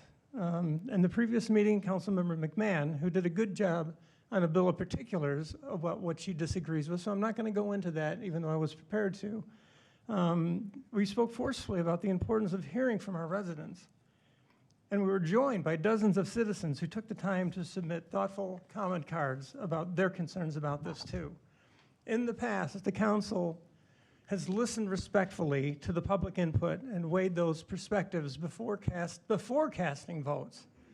That practice built in trust. Unfortunately, that has been abandoned. The claim that these so-called changes to the call of the public will still somehow restore and expand public access is not true. Moving the call of the public at the end of the meeting does not enhance participation, it restricts it. Most residents can't stay late on a Tuesday night for a brief opportunity to speak. The decision that we're making tonight disproportionately excludes senior citizens, individuals with health challenges, students with schoolwork, parents balancing family responsibilities, business owners who must get up in the morning to open up their shops. Members of this council will remain until the adjournment of the agenda order. So I ask, why should we not extend the same professional courtesy to our residents that every council since has incorporated? The same courtesy we routinely extend to those receiving awards, like the mayor's awards, the proclamations that come at the beginning. Why aren't we treating everybody fairly and letting that go first? Refusing to allow residents to speak early and leave if they choose not to is not about efficiency or order. It reflects a troubling disregard for the public that we were elected to serve. Ending the call of the public and replacing it with a deliberately inconvenient alternative will not restore confidence in this council, nor will it repair Fountain Hill's damaged reputation throughout this community. A council that refuses to listen to its residents forfeits the moral authority to govern them. I implore this council, abandon this radical agenda, vote it down, and let's go back to just doing the people's business. I think I'd like to make a statement here. Our main objective here is to conduct our town business. The call to the public is not a right, but a privilege. It's in the state statutes. So we want to conduct our town business first. We are not restricting the right to speak, but we put an objective limit if there are 10 or more people who request to speak on an item. And you can adjust the time around each person who gets to speak. I'll remind this council that our own school board, if you're not there when the meeting starts to fill out a call to the public sheet, you don't get to do it any other time. So our own school district does it that way. Also, the 2 minutes for council members to respond, that's the initial 2 minutes. It doesn't mean you can't have another 2 minutes. And I don't think anywhere in this revised policy that it says that the press has to register their equipment. That was a comment that was made. So we've always had the power to limit the number of speakers. We've always had the ability to clear the room. Creating objective standards on limiting debate and spelling out the consequences for disrupting meetings is good, transparent government. We have town business we need to conduct, and we need to get that done first and foremost. The call to the public had been weaponized in the past for political reasons, and again, I repeat, it's not a right, it's a privilege to have the call to the public. It's in the statutes. And with that, I will ask Councilwoman Earl if she has something to say. Thank you, Mayor. Through you, I want to ask the town clerk, or just mention, the reason we are having items given to her early on is so that she can organize everything as we've requested her to do. And it makes it difficult for her when people give her stuff later. Is that correct? It helps us to be organized so that we can proceed with the business. Okay, thank you. And my second thing through you, Mayor, is may I address the attorney? Sure. Okay, and this is, do you know where that statement is in the rules about the what is it? Oh my gosh. Rick, I got your thing. The, when about registering your cameras or whatnot. Yes, so it's not registering the cameras, it's actually just notify an hour before the meeting if you're going to be bringing in professional equipment. It's just a notification. It's in section, is that what you're asking where it is? Yeah, where it is. I'd like to read that. I had it up a second ago, and where did I see it? The press. There's the word, the press. Where, what section is it? 3.7A. Okay. Meetings to be public. It's page 8. So I'm looking on page 259 of the meeting packet. It's in page 8 of the Rules of Procedure. I'm looking at the finished version rather than the. Okay. So that's where I'm at, page 259. And where is that exactly? The point? So it's under A, and it says, members of the public wishing to record meetings using professional audio or video equipment must provide written notification to the town manager or designee at least 1 hour before the meeting before setting up any professional equipment. Okay, Thank you very much. And it's just, again, it's just a notification. It's not a registration, and it's not getting a license. It's just a notification. I'd also like to point out that we're not restricting the public's access to this town council. You can email us, you can call us, you can text us. We get hundreds of emails every week. There are agenda items that the public is allowed to speak on. We're not restricting any comments on any agenda items. We're just redoing this section because we want to get the town business done first. Councilwoman McMahon? Thank you. When you're requiring them to provide written notification ahead of time, in essence, it is registering in advance. So, again, what if a reporter comes in the room with some professional equipment and he or she is 15 or 20 minutes late? Are you going to refuse them? You can't. You can't. You can't refuse them, and especially if they're not interfering with anything. They have a right to record meetings. It's in the state statute. You know, and I'm not going to respond to Larrabee because there's too many things that she mentioned that, to me, you know, it'd just be too much to go through. But again, for the reasons that I stated, I think that these changes are way too restrictive, and I think that they are preventing transparency, and they are preventing the public from redressing their government, which they have a right to do. And I do think many of these are unconstitutional, and I am concerned that there is going to be a lawsuit. Thank you. Thank you. Thank you. Councilwoman Larrabee? Thank you, Mayor. Just regarding the professional equipment, again, the member of the media is welcome at the meeting. They're welcome to record on their cell phone. They're welcome to use the video recording that we post on the very public YouTube. You can look at your meeting minutes. The media is welcome at our meetings. What we are asking is that if you're setting up professional equipment, that you let someone know an hour beforehand. This is a very normal thing to ask, I promise you. You can ask other town councils, other mayors, state legislature. This is a very normal thing to request.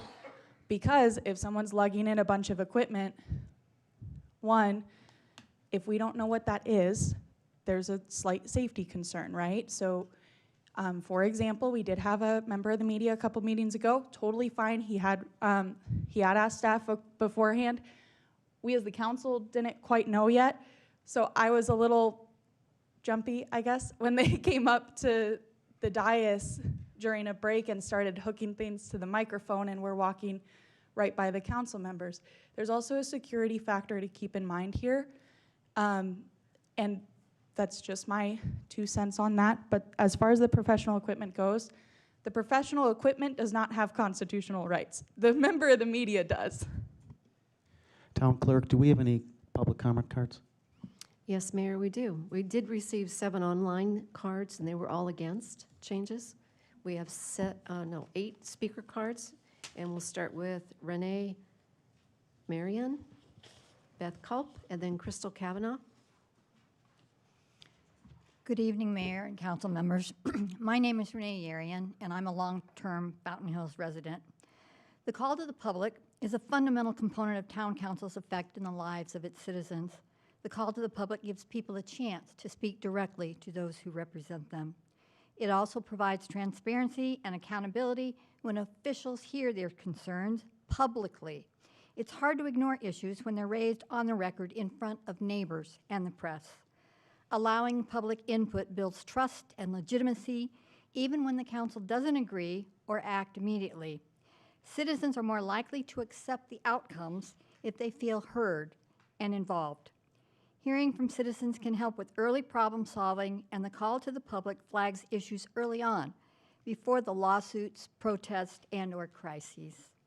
Finally, it provides civic engagement, making people feel that they're truly involved in local affairs, which strengthens the community and leads to a better long-term relationship between council and the town population. Moving comments to the end of the meeting seems unreasonable, as it will limit the number of citizens who can participate. It penalizes families and working people, it makes little sense to put more obstacles in the way. To allow comments at the time that particular agenda item is being discussed only seems logical. Limiting the comment time to 30 minutes also limits participation. For important topics, that seems very, very unfair. It discourages citizen input. Meaningful discussion is vital for our community. It's also unreasonable to require commenters to arrive by 5:15, again, because it penalizes people who work. It's just another means for you to take away what Hannah referred to as our toy. These new rules expose us to litigation regarding our constitutional rights. I'm angry about not being able to address non-agenda items. It's disingenuous and harmful to our community. I object to these changes and suggest that it would be more helpful to citizens and better for Fountain Hills overall to revert back to the long-standing rules we had before this debacle started. Thank you.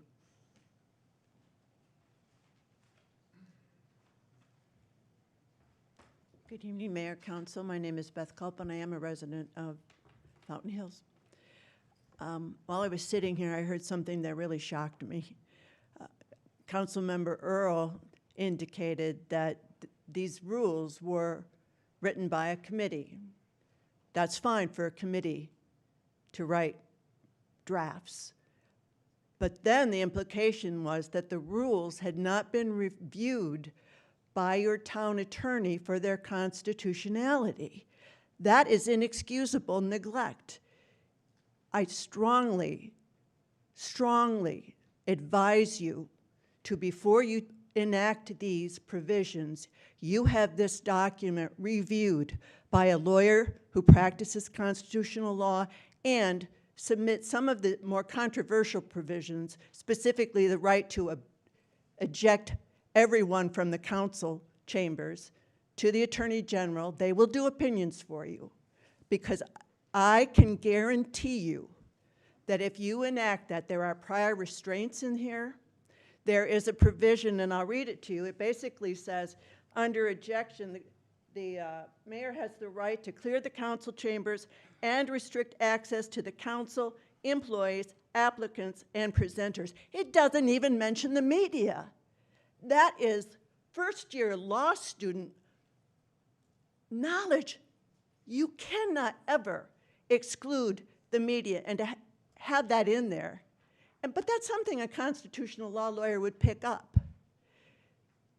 So please, before you take any action on this, have it reviewed by a constitutional lawyer, a constitutional law lawyer, and also submit for Attorney General's opinion request on the right of the mayor to kick everybody out of the room, because that is a valid lawsuit that's going to be filed based on what happened in November. That was unconstitutional. You cannot inject all of the people from a meeting because of the conduct of one person, and particularly not because there's a spat between the mayor and another council member. That was wrong. Don't make the same mistake twice. Before concluding, I just want to read back on something from a June 18th, 2024 meeting. The speaker during Call to the Public said, "I'm here this evening to express my extreme frustration with the comments and arrogance of certain councilmen during the town council meeting of June 4th. It was inexcusable, it was flippant, and it was impertinent. Under these rules, the person who said that, who's sitting on the dais now, would have been ejected or could have been ejected. That's how far this goes. Please reconsider."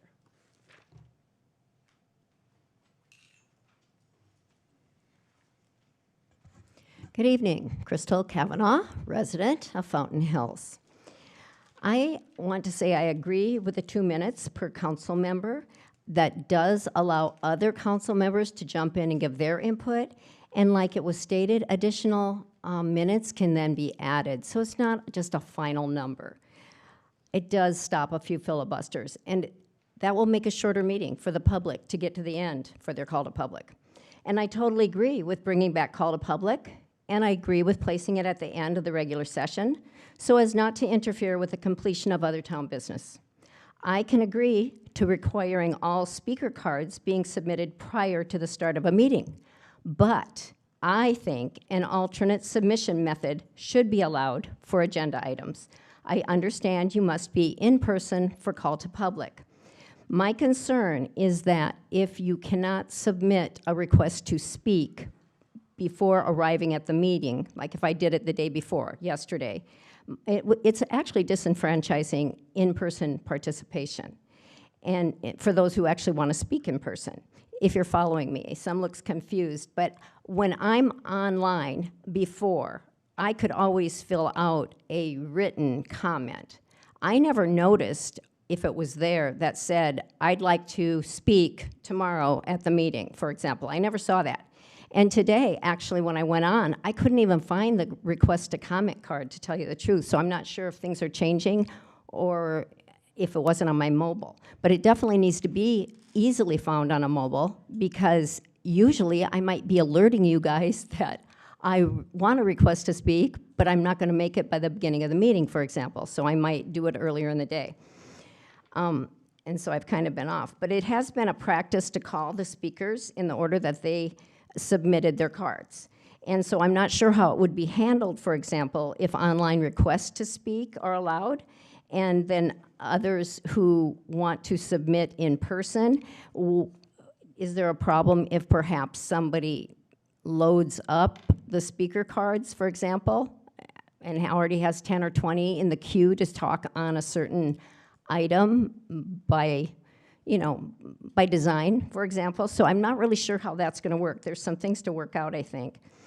And also, if you're coming in person, the in-person call to public speaker, would they need to be the one to turn in their own card, or can you turn in your friends' cards and then they show up later? So I've understood the abuses that have led up to this. I just don't want this to turn into something more complicated than it needs to, than simply moving the call to public to the end, holding firm to conduct, and sticking to town-related business in 3-minute segments. Thanks. Mayor, the next three speakers, Benjamin Larrabee, Shelby Blecker, and Jean Schledka.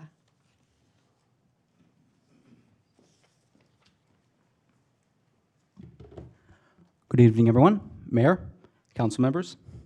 I want to rise and express my support for returning call to the public as proposed here tonight. I am a free speech absolutist. We should embrace the right guaranteed by the founders of our republic to petition our government with our grievances. What we do not have a right to do is to physically intimidate members of the public who disagree with you. The night when we first debated this, multiple men from the Democratic Party accosted women to the point where the police had to escort them out to their cars for their own safety. We are better than this. The reason I believe in free speech is because when we stop talking to one another, bad things always follow, like we saw that night. This is why we need rules of decorum. Speak to your elected officials, debate the motions, talk about the roads, but do not allow partisans to turn town hall into a UFC octagon. So thank you, Jerry, for returning call to the public and enforcing decorum. And then please, let's pass this and then get back to work.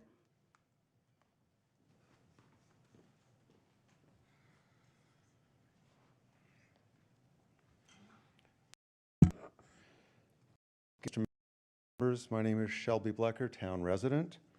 It's a bit concerning that our town council rules had so many procedural errors, Robert's Rules of Order issues, parliamentary issues that hadn't been addressed by prior administrations.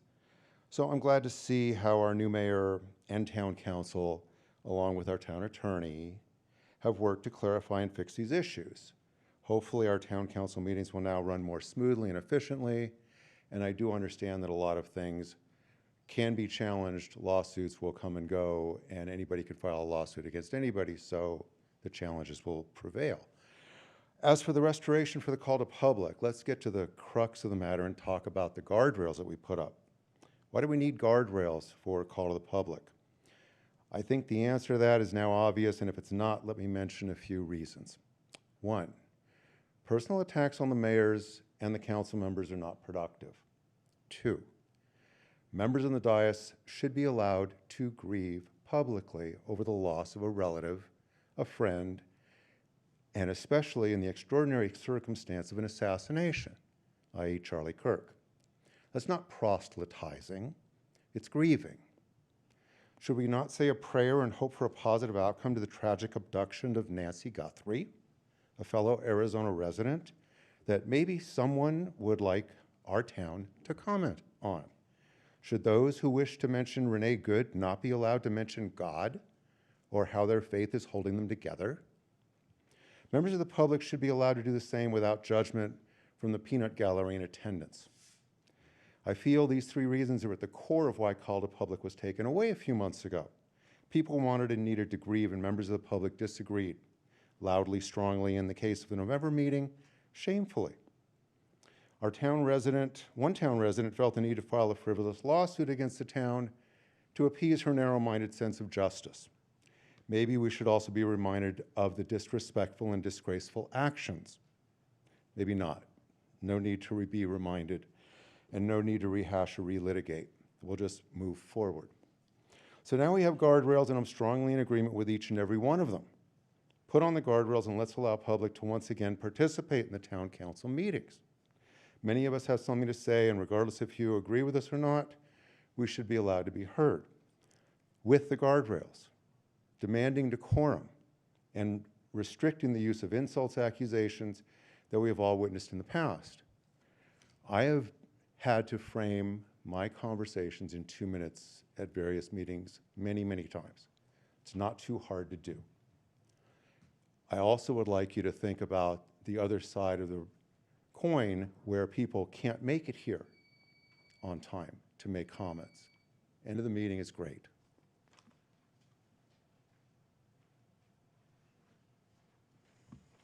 Mayor, the last two speakers are Catherine Myrick and Larry Myers. No, I didn't forget you, Gene. Mayor, council members, I'm a 30-year resident, Gene Selecta of Fountain Hills.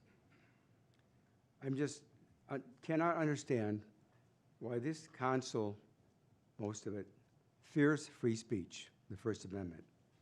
Creating obstructions to free speech, as this proposal clearly does, will enrage a lot more town residents. There is no reason to shut down their voices, other than to make sure perhaps only special interests are heard. As a 30-year resident, I've seen a number of council meeting disruptions by angry residents. I've seen a number of council meeting disruptions by many residents, but I have never seen such a poor handling of them by the presiding officer.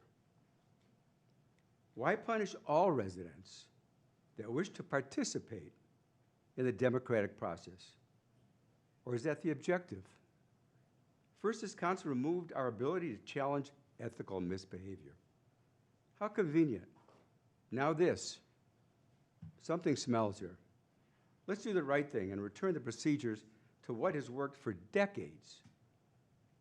One more thing. You even took the table away from the journalists. Your prejudice against the press. If any changes are needed, perhaps the changes needed to be made in how best to de-escalate instead of denying our rights. I would say that there's been comments about doing the town business. Well, we should be doing the town's business. We talked about part of it tonight, the roads. So let's get and do our town business and stop with this crazy stuff. Thank you.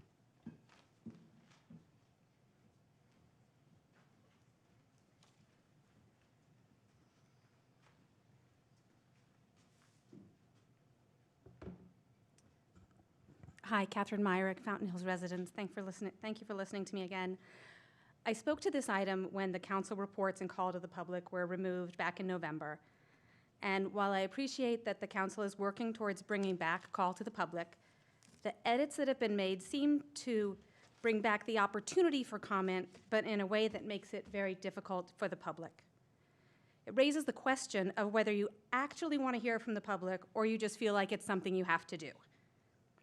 The requirement that comment cards on agenda items and call to the public will have to be submitted before the start of the meeting is not necessary and is certainly not welcoming. So if someone's trying to get from a job to a council meeting to participate, they need to be here before 5:30, before the start of the meeting to put in their card, and then they might have to wait 2 or 3 hours before they can actually speak. It means that someone has to devote their entire evening to a 3-minute comment. I'm also worried about how these changes restrict the speech of the council members themselves. There's been no comments about reinstating council member reports. I think those are really important so the public knows all of the many things you guys are doing to support the town. Also, council member comments during discussions being time limited to 2 minutes. How is our council supposed to make decisions in a constructive, collaborative way if you're restricting the speech of yourselves? These updated procedures they bring back call to the public, but in a very restrictive way. They make commenting on agenda items more restrictive. They don't reinstate council member reports, and they restrict the speech of council members themselves. These are not rules that seem to value public engagement in our town business. And as our mayor said, we have town business we need to conduct, and I would have thought that listening to your constituents would have been part of that. Thank you.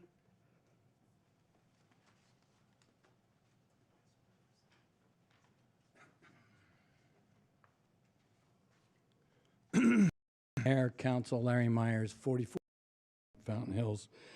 My experience with this council predates the council.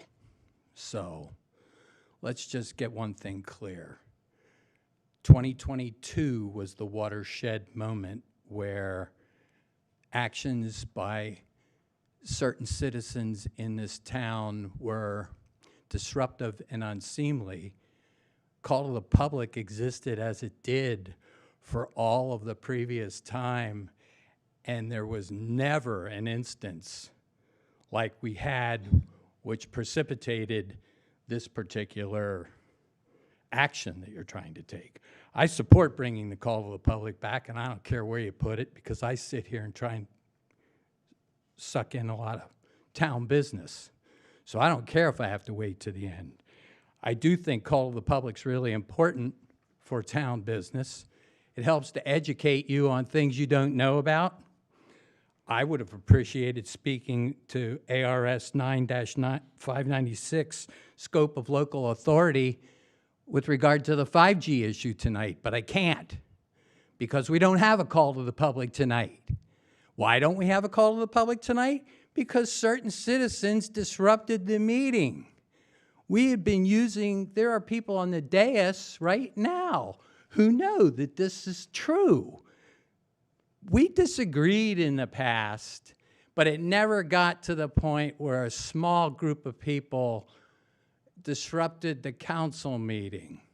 There's a mayor sitting in the back of the room that served for a long period of time, and we had lots of disagreements and got to use the call to the public and educate everybody and get things on the record. It went on from the time call to the public was the same from the time we became a town.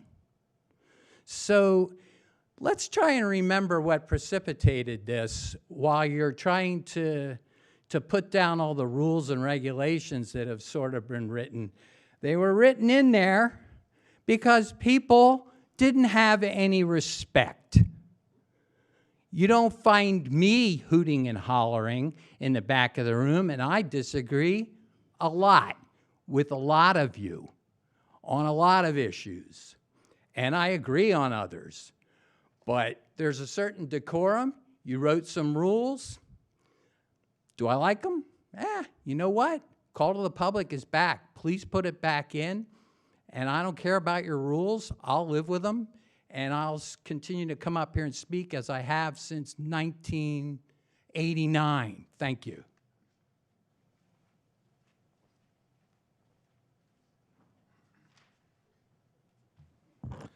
Thank you. I think we had a motion, didn't we? And a second? We did. Mayor, may Yes. I ask for clarification on that motion before we? Sure. Before you vote on it? So the request was to amend it was the motion was to approve the new rules and add in 4.2B, add in the mayor.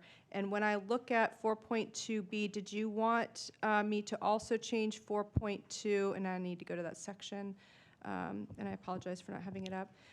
The one before that, and move the mayor to just 4.2 and remove it, hold on, what number, page number? Let me go back to that. I just want to know so that when I think we're going to have to amend it and refile it if this is passed as is. So I just want to make sure I get it correct.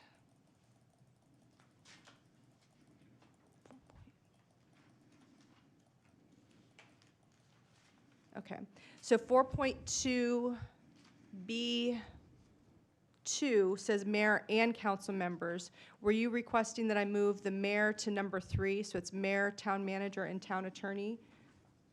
Was that it? So The clarification would be that the mayor has the authority to produce the agenda or to produce agenda items. So frankly, 2 would be moot. correct, that's why so I would remove mayor Correct. from 2, add mayor to number 3. Yes.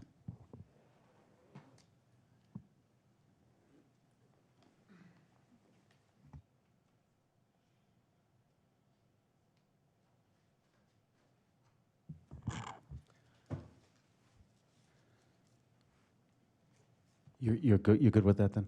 Okay. So we have a motion and a second. Roll call vote, please. Councilmember McMahon. Nay. Councilmember Larrabee. Aye. Councilmember Earl. Aye. Councilmember Calavianakis. Nay. Councilmember Watts. Aye. Vice Mayor Skilcorn. Mr. Mayor, permission to explain my vote? Proceed. Thank you. So I just want to point out to the public that a yes vote restores the call to the public. It restores the ability for the public to comment on non-agenda items. A no vote is to not allow call to the public. A no vote is a vote to not allow the public to comment on non-agenda items. I vote yes to restore the call to the public. And Mayor Friedel. Aye. Mayor 5-2. Thank you. Agenda item E is discussion and possible direction directing the town manager to send the governor a letter of support for tax conformity. Rachel, do you want to start on that, or should we just turn that to Vice Mayor? I think I'm going to turn this one over to the Vice Mayor. It was his requested item for discussion and agendas. Didn't the governor veto this? Correct. So why are we discussing it? It was requested and supported by 3 council members. And I believe the league said that at some point this is going to come back in some form, so we have to be prepared for that. Yeah, but in some form, it's going to have to be a different form because the government vetoed it. Yeah.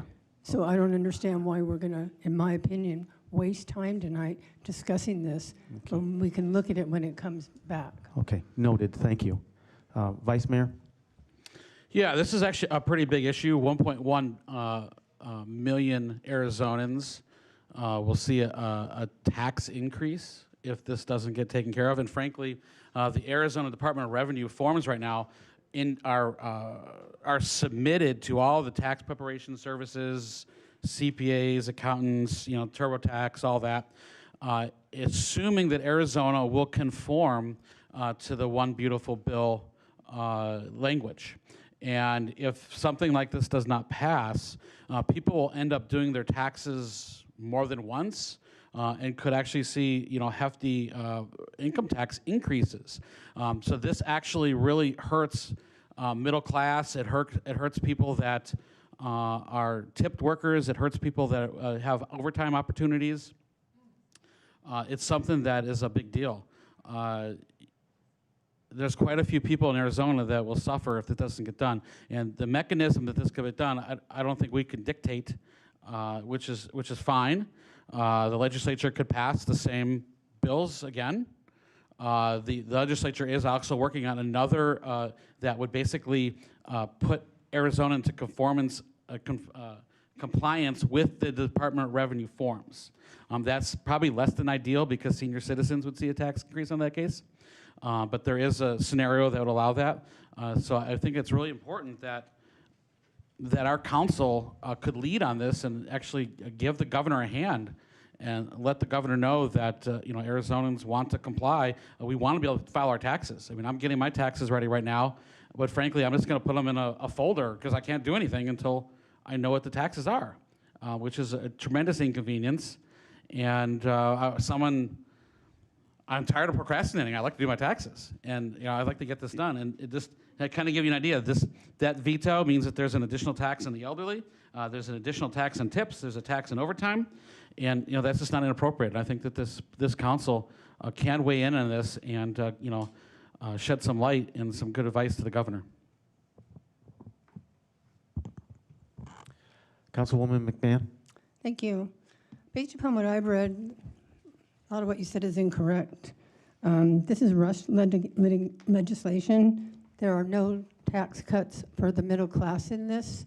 I know Governor Hobbs is currently working on tax cut with the legislators to cut tax for the middle class, not favor the wealthy. And it also significantly reduces federal revenue to the states, I understand. I'm not for supporting this. I, again, state that it's been vetoed, and I don't think that this is appropriate to send a letter to the governor about a matter that's already been vetoed. Councilwoman Larrabee? Given that this bill is regarding conformity with recent federal tax changes, I'm in support of us writing a letter to, if nothing else, to encourage the governor and the legislature to come up with a solution here. We should be conforming with what is the standard federally.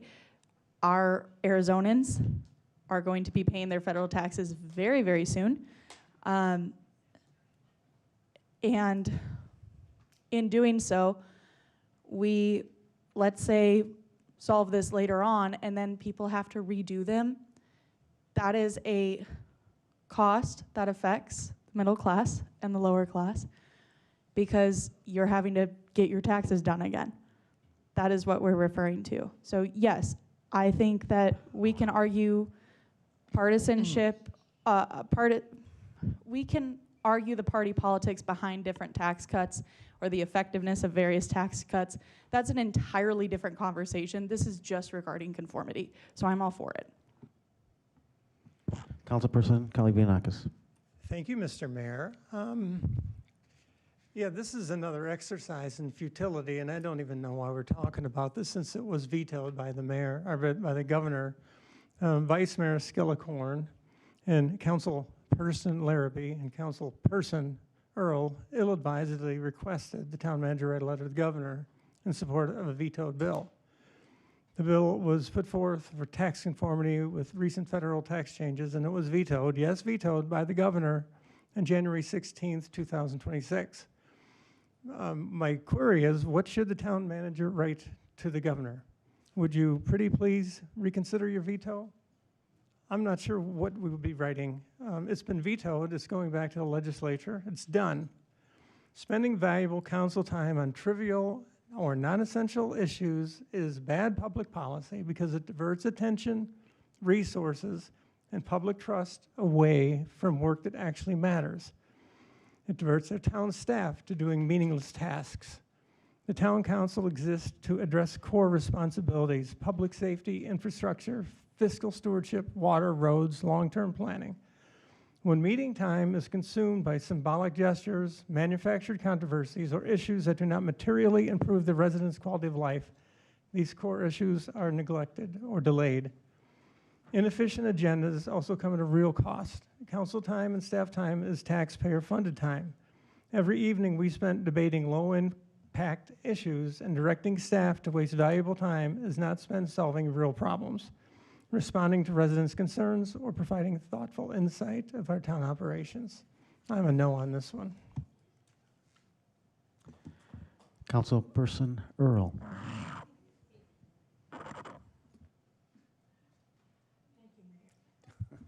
Thank you, Mayor. I would like to ask Councilman Skillicorn to explain what he would like the letter to be this time.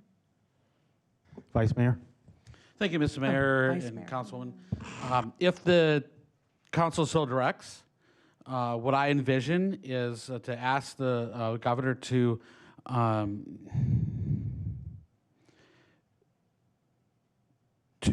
basically affirm compliance, tax compliance, ask the governor to assess, if the veto is really necessary, and going forward to work with the legislature to move Arizona to compliance as soon as possible for the sake of the people of Fountain Hills and Arizonans. May I? Go ahead. So is this just a discussion, or are we voting on this? Okay. So I still support it. Thank you. Councilman Watts? I have a question for the town attorney. Is there any harm in sending a letter that we're asking for reconsideration for her to find a way with legislature to align with federal statutes? Yes, that would be okay to do that. So kind of much like the There's no call to harm. the public when they don't give up? Same kind of thing, so I'm in support of it, thank you. Are we voting on it or just directing? This is an agenda item, so we will be voting on it, but I want to see if there's are there any public comment cards? No, Mayor. Oh, I'm sorry, it is directing the town manager to send the letter. If the majority directs, please do not include my name on the letter. Thank you. I think the way it would go is the majority of the council. Am I correct? Correct, and what I'm sensing is we do have a majority here tonight.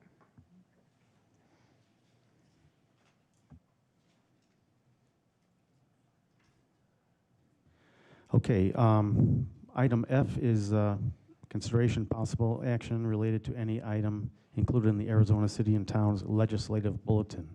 Point of order. Don't we have to vote? No, it says direction. No vote? No vote. Okay. Direction. Thank you. Sorry, I was interrupted. So the next item is related to any Arizona Cities and Towns Legislative Bulletins. Does anybody have anything they want to bring up? Mayor, I do. Go ahead. I'd like to I'd like to ask the clerk to give a quick update on SB 2022, I believe, which is affecting our election dates. It will affect numerous folks here on the dais as well as our candidates. So if Bev, do you mind giving a quick update on that one? No, we anticipated that there was going to be a 1-week change as they did in 2024, I believe. But it's looking like there are 2 competing bills right now, one in the House, one in the Senate.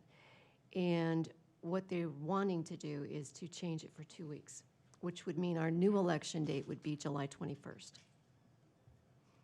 So we still need to wait and see because the governor does have to sign the bill once it is finalized.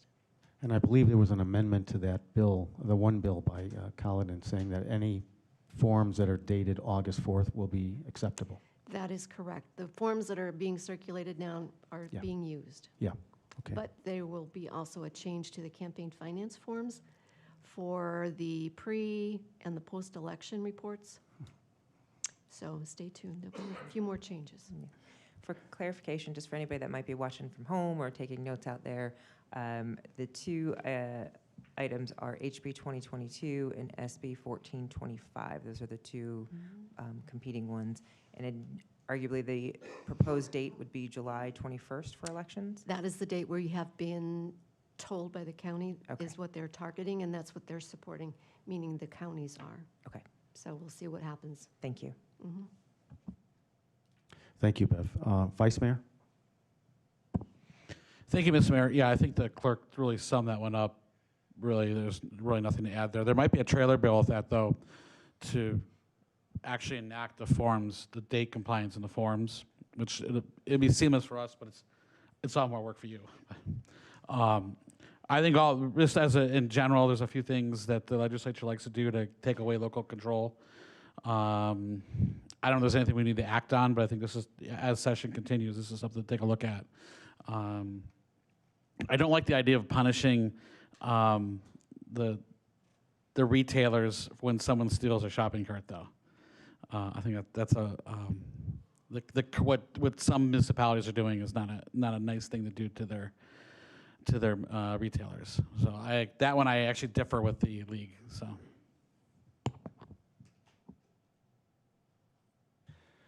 Okay, any council discussion or direction to the town manager? Future agenda items? Can I get a motion for adjournment? Motion to adjourn, please. Second, anyone? Second. All in favor? Aye. Thank you.